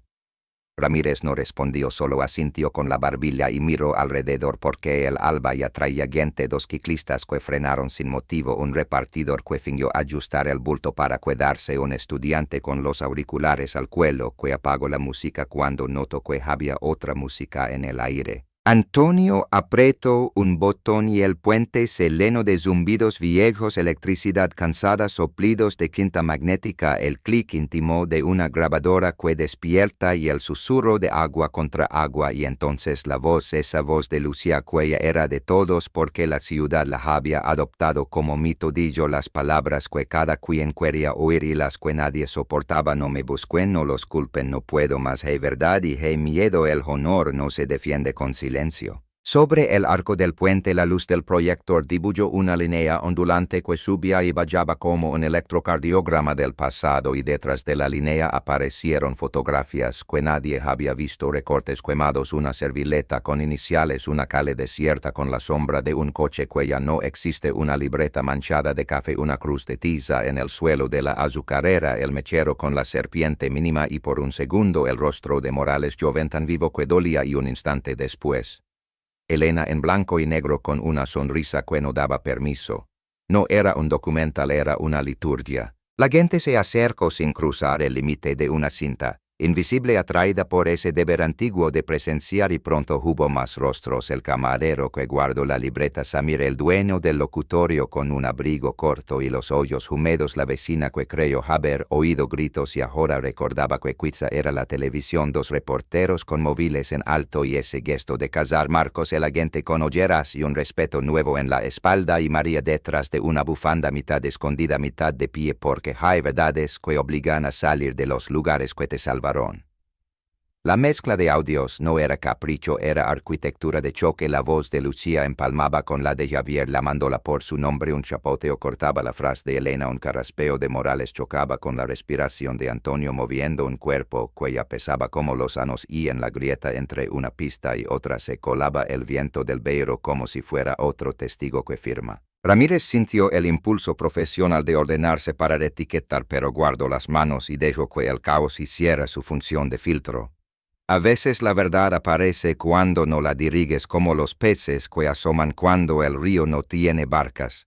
El bloque final legó sin aviso una secuencia de 3 respiraciones, una piedra, un susurro a 2 voces y de pronto una frase limpia que nadie había oído antes porque estaba sepultada en ruido perdoño. No era una absolución legal, no era un decreto, era una puerta entreabierta que obligaba a bajar la voz. Nadie aplaudió, la ciudad aún sabe callar cuando corresponde. Antonio quitó el pendrive, guardó el altavoz, apagó el proyector y cada gesto sonó a cierre parcial, a cierre que admite enmienda. Ramírez lo miró con la aspereza del que todavía necesita una firma. Dijo que aquella performance no borraba lo escrito ni resucitaba a nadie, que había juicios y responsabilidades y niños que crecieron con silencio, y eso se paga, que aunque todos fueran culpables de algo, la ley tiene su geografía. Antonio sonrió sin dientes, un gesto viejo, y dijo que no vino a limpiar su nombre ni a ensuciar el de otros, vino a devolver la voz al lugar donde le fue robada, que después de eso podía irse, entregarse o evaporarse, que el resto le pertenecía. a la ciudad porque los colcases son propiedad pública y también son espejo y este espejo devolvía un rostro que Granada ya no podía negar. Luego una patrulla que se detuvo a distancia por respeto o por cálculo y un rumor de cámara comenzó a ronronear en algún teléfono porque siempre hay un directo que empieza a la hora exacta del temblor. Ramírez dio un paso no hacia Antonio sino hacia la baranda y habló no con el tono de un parte sino con el de un juramento. Dijo que presentarían todos los audios al juez que el hallazgo de la azucarera ya estaba en cadena de custodia, que la nueva necropsia señalaba un mapa de sangre que nadie quiso mirar, que el comisario muerto no sería tratado como héroe ni como demonio sino como una pieza que por fin encalla en la máquina y que el informe final no tendría prefacio ni conclusión, solo hechos porque los hechos no consuelan pero permiten respirar. Alguien preguntó si el caso estaba por fin resuelto. Un hombre con micrófono que necesitaba un titular antes de que el alba se volviera día y se perdiera la épica, y el inspector respondió con una frase que no cabe en ninguna cabecera pero es la única que sirve: está resuelto. Para el río, para nosotros es apenas comprensible. María dio un paso al frente con el coraje de quien ha dormido demasiado tiempo de pie. Dijo que había mentido, que se había escondido detrás de palabras como protección y accidente, que ayudó a mover un cuerpo por miedo y por amor confundidos, que no pedía absolución, pedía tarea. Señaló el proyector apagado y dijo que esa luz debía visitar escuelas, que los chicos escucharan lo que un silencio puede hacer cuando lo alimentas, que la ciudad debía inventar una memoria que no fuera postal. Ramírez anotó palabras sin darse cuenta, se sorprendió escribiendo como quien copia una plegaria. El reloj de la catedral marcó las 10:15, una música alta estalló en un balcón sequero, un portal de golpe, un perro ladró 3 veces y de pronto hubo algo parecido a un acuerdo sin notario. La gente no se fue, se quedó calada mirando el arco vacío esperando una última pieza. Antonio la dio sin grandilocuencia.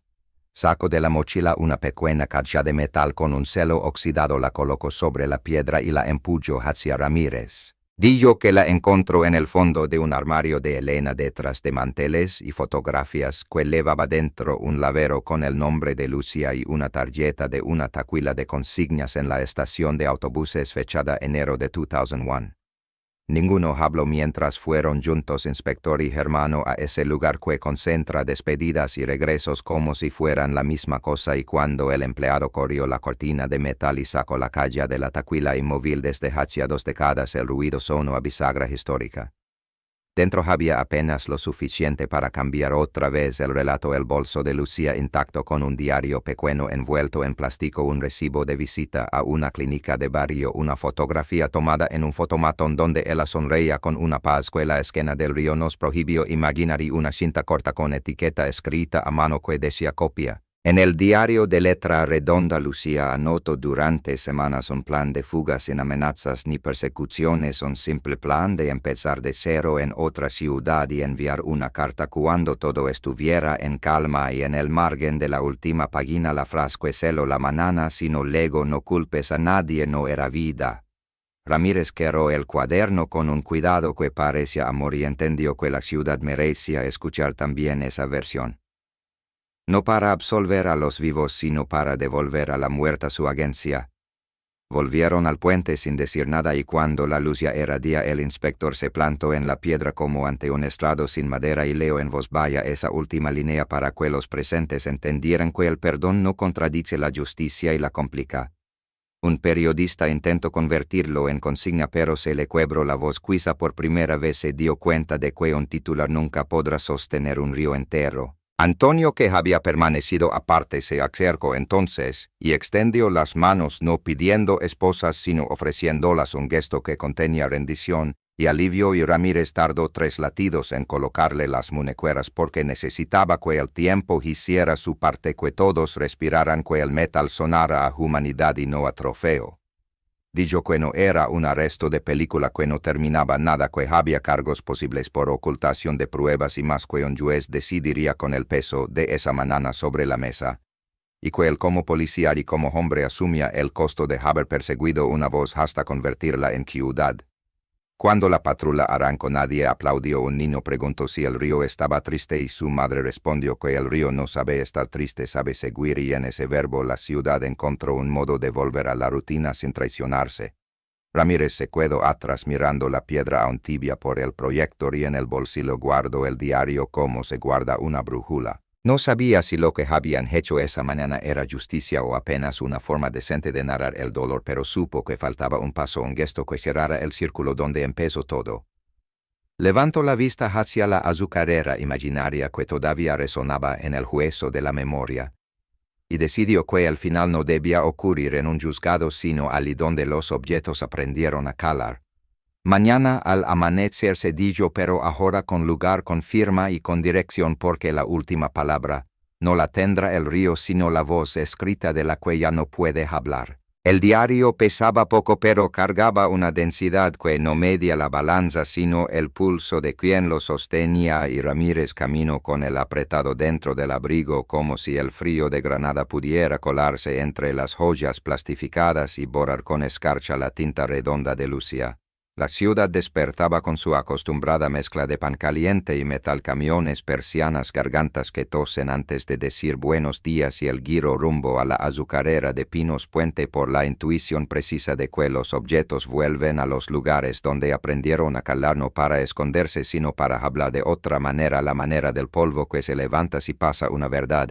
Abrió la puerta lateral con la llave que todavía conservaba y la nave lo recibió con ese olor a agua detenida que hace vibrar los recuerdos. Encendió la linterna sin prisa, dejó que el cono de luz dibujara la cruz de tiza.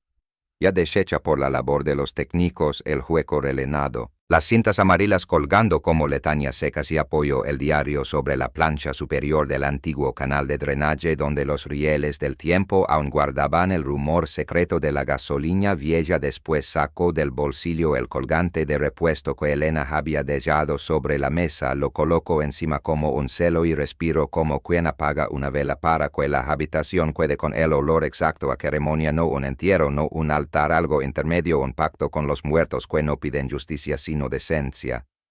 No estaba solo el joven agente. Marcos entró sin jaque ruido con la reverencia torpe de los que llegan tarde a misa y se quedó al costado sin preguntar porque había aprendido a leer los gestos del viejo inspector, y ese gesto decía: déjame a mí, pero no te vayas. Y tampoco se fue María, que apareció a los minutos envuelta en una bufanda oscura que la convertía en sombra reconocible, y Samir, el del locutorio, cruzó el umbral con pasos de quien pide perdón aunque no lo haya dicho en voz alta, y entre los cuatro armaron un silencio compartido de esos que no son complicidad sino memoria.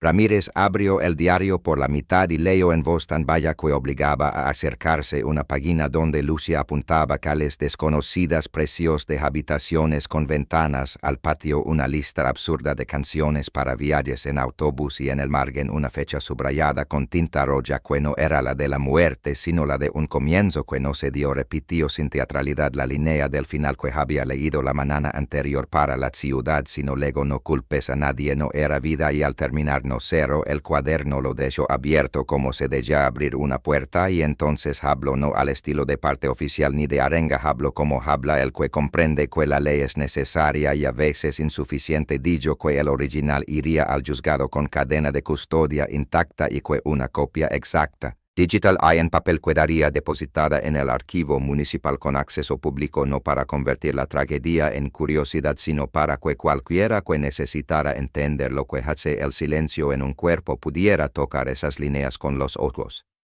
Marcos asintió. María apretó la bufanda sobre el cuello como si guardara el único abrigo que no se roba al huir, y Samir se puso la mano en el corazón con ese gesto antiguo de los que han visto demasiadas fronteras, y los cuatro formaron por un instante algo parecido a un juramento sin firma, sin fecha, un juramento que decía que la ciudad no volvería a permitir que un no era vida se confundiera con un no hubo salida. Al salir el sol de enero trepaba por los ladrillos con fingida tibieza, y el inspector sintió que el edificio devolvía un suspiro largo, no alivio, algo más hondo, quizá la aceptación de que el pasado había sido por fin nombrado, y de regreso al centro la calle lo recibió con esa liturgia breve de kioscos desplegándose y cafeterías echando humo al ritmo de cucharillas, y sin embargo notó algo distinto en el rumor, como si el timbre de la ciudad hubiera bajado medio tono, tal vez porque el puente había sido pantalla y altar a la vez, y la gente necesitaba hablar bajito para escuchar la resonancia de perdono sin que se rompiera.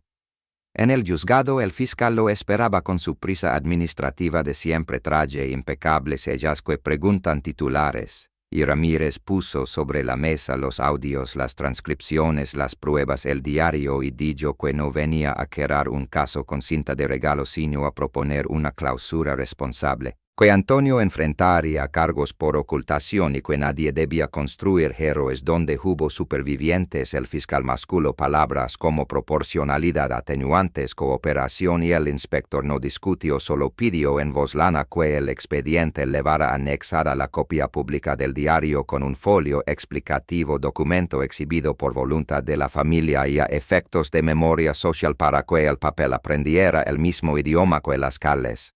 La audiencia con el juez fue cortísima sin retórica. Antonio entró esposado con la dignidad frágil de los que se cansaron de huir. Miró a Ramírez una sola vez sin rencor, como quien entrega algo que ya no le pertenece, y escuchó una medida cautelar que sonó más a pausa que a castigo. María declaró sin maquillaje de excusas, con frases que parecían piedras colocadas con cuidado para cruzar un río sin caerse, y el juez asentía con ese gesto de los que más que juzgar articulan un puente. Cuando todo terminó, la prensa intentó cazar una cronología, pero esta vez la ciudad no les regaló guión. La gente que estuvo bajo el puente empezó a repetir a su manera lo que escuchó, fragmentos, sensaciones, gestos, y el mosaico se volvió más verdadero que cualquier relato lineal, porque había lugar para las contradicciones sin que se rompiera la figura. En las escuelas alguien propuso, a partir de lo que dijo María, una lección de silencio y de voz. Invitaron a Samira a contar cómo se archiva un nombre en una lista y se borra de una vida. Los alumnos escucharon esa historia de cabinas que ya no existen como fábula recién inventada, y un profesor que nunca había hablado en clase de lo que le dolía habló. Por la tarde, de regreso al río, Ramírez se detuvo donde el proyector había ondulado la piedra y sacó del bolsillo una copia manuscrita de la última página de Lucía, no para arrojarla al agua ni para consagrar nada, solo para leerla en voz mínima. Una lectura privada que de pronto no lo fue, porque a sus espaldas se detuvieron sin decir palabra 2, 5, 10 personas, y cuando terminó nadie aplaudió. La escucha fue el aplauso. En un banco cercano el inspector abrió una libreta suya vieja y por primera vez en años escribió sin formato policial: Granada. No resuelve ríos, convive con ellos. Caso comprensible no cerrado. Justicia como respiración entra, se le vuelve. Después cruzó el puente para visitar a Elena por última vez, no al cuerpo, sino a la casa vacía que aún olía a incienso y pastillas. Empujó la puerta que nadie había cerrado y encontró sobre la mesa 3 objetos alineados con la precisión de un ritual: el rosario sin crucifijo, el colgante azul de repuesto y una foto de una niña que no era Lucia, era Elena, niña banada por una luz antigua de patio interior. Comprendió sin que nadie le explicara que la cadena de silencio venía de lejos, de madres que aprendieron a calar lo que dolía para no romper el mundo, y entendió que a veces el gesto más valiente no es hablar sino enseñar a escuchar. Dejó la mesa intacta, quedó de nuevo bajo la escalera con la sensación de haber salido de una película que aún se estaba rodando en otra sala. Esa noche, ya sin uniformes ni testigos, se sentó en el baldón de los parroquianos. Siempre saben más que los periódicos. Pidió un café sin azúcar y dejó que las voces le pasaran por encima como un río chiquito. Dicen que fue el padrino, dicen que la madre, dicen que el hermano la escondió, dicen que la perdonó. Las versiones se rozaban sin pelearse. Había una suavidad nueva en el desacuerdo que lo conmovió, como si la ciudad hubiera aprendido que un crimen puede ser también un mapa de afectos rotos y que ninguna flecha solitaria indica la dirección. Pago salió camino sin reloj hasta la catedral y dejó que la torre le marcara una hora que era toda. Y al pasar junto a la pared donde por la mañana había temblado el electrocardiograma del pasado, encontró una joya pegada con cinta: Manos anónimas, un título escrito con pulso torpe pero firme. La víctima hablaba desde el silencio de Bayo, nada más, ni firma, ni logo, ni redes. Solo esa frase sosteniendo el ladrillo como un clavo de luz. El día siguiente trayó burocracia, firmas, callas que iban del laboratorio al juzgado, del juzgado al archivo, y entre un traslado y otro Ramírez y Marcos se dieron una vuelta por el colegio donde habían programado una charla. Llevaron el altavoz y el proyector porque alguien lo pidió, no para repetir el ritual del puente, sino para mostrar a los chicos lo que hace el montaje con la verdad. No todo lo que escuchas es mentira, no todo lo que oyes es verdad. Aprendan a identificar dónde tiembla la respiración, dijo el inspector sin apuntes, y por primera vez en meses se permitió una sonrisa que no era cinismo sino descanso. Al terminar, un niño levantó la mano y preguntó si el río ahora estaba tranquilo, y él respondió que el río nunca está tranquilo, pero cuando una ciudad aprende a escucharlo deja de arrastrar y empieza a encenar. A la salida en la puerta lo esperaba Antonio sin esposas. Con un permiso de horas que le había concedido el juez para firmar unos papeles, intercambiaron una mirada sin cuentas pendientes. ¿Quejarás con lo que queda?, preguntó Ramírez, y Antonio sostuvo el aire antes de decir que lo llevaría a un taller de sonido que había abierto en un valle del Zaidín. No para fabricar verdades, para limpiar ruidos, y el inspector le tendió la mano, un gesto breve que sonó más fuerte que las campanas. Limpia los ruidos, pero deja alguno, dijo, que nos recuerde. Al caer la tarde volvió al archivo y entregó la copia pública del diario, firmó la ficha, escribió en observaciones una sola palabra, brújula, y salió con la certeza rara de haber hecho algo que no está en ningún manual. Y cuando por fin regresó al río, ya sin testigos ni altavoces, se acercó al borde donde el agua se arruga contra la piedra y habló en voz baja: no quiero nada, Lucía, solo ordeno el beiro. Respondió con ese idioma que parece viento pero es memoria, y en el remanso. Por un segundo juraría que el colgante azul devolvió un destello imposible, una última sílaba de la ciudad que decidió quedarse para siempre en el título verdadero de esta historia, un cold case resuelto para el río, comprensible para nosotros, y una víctima que aún hoy sigue hablando desde el silencio.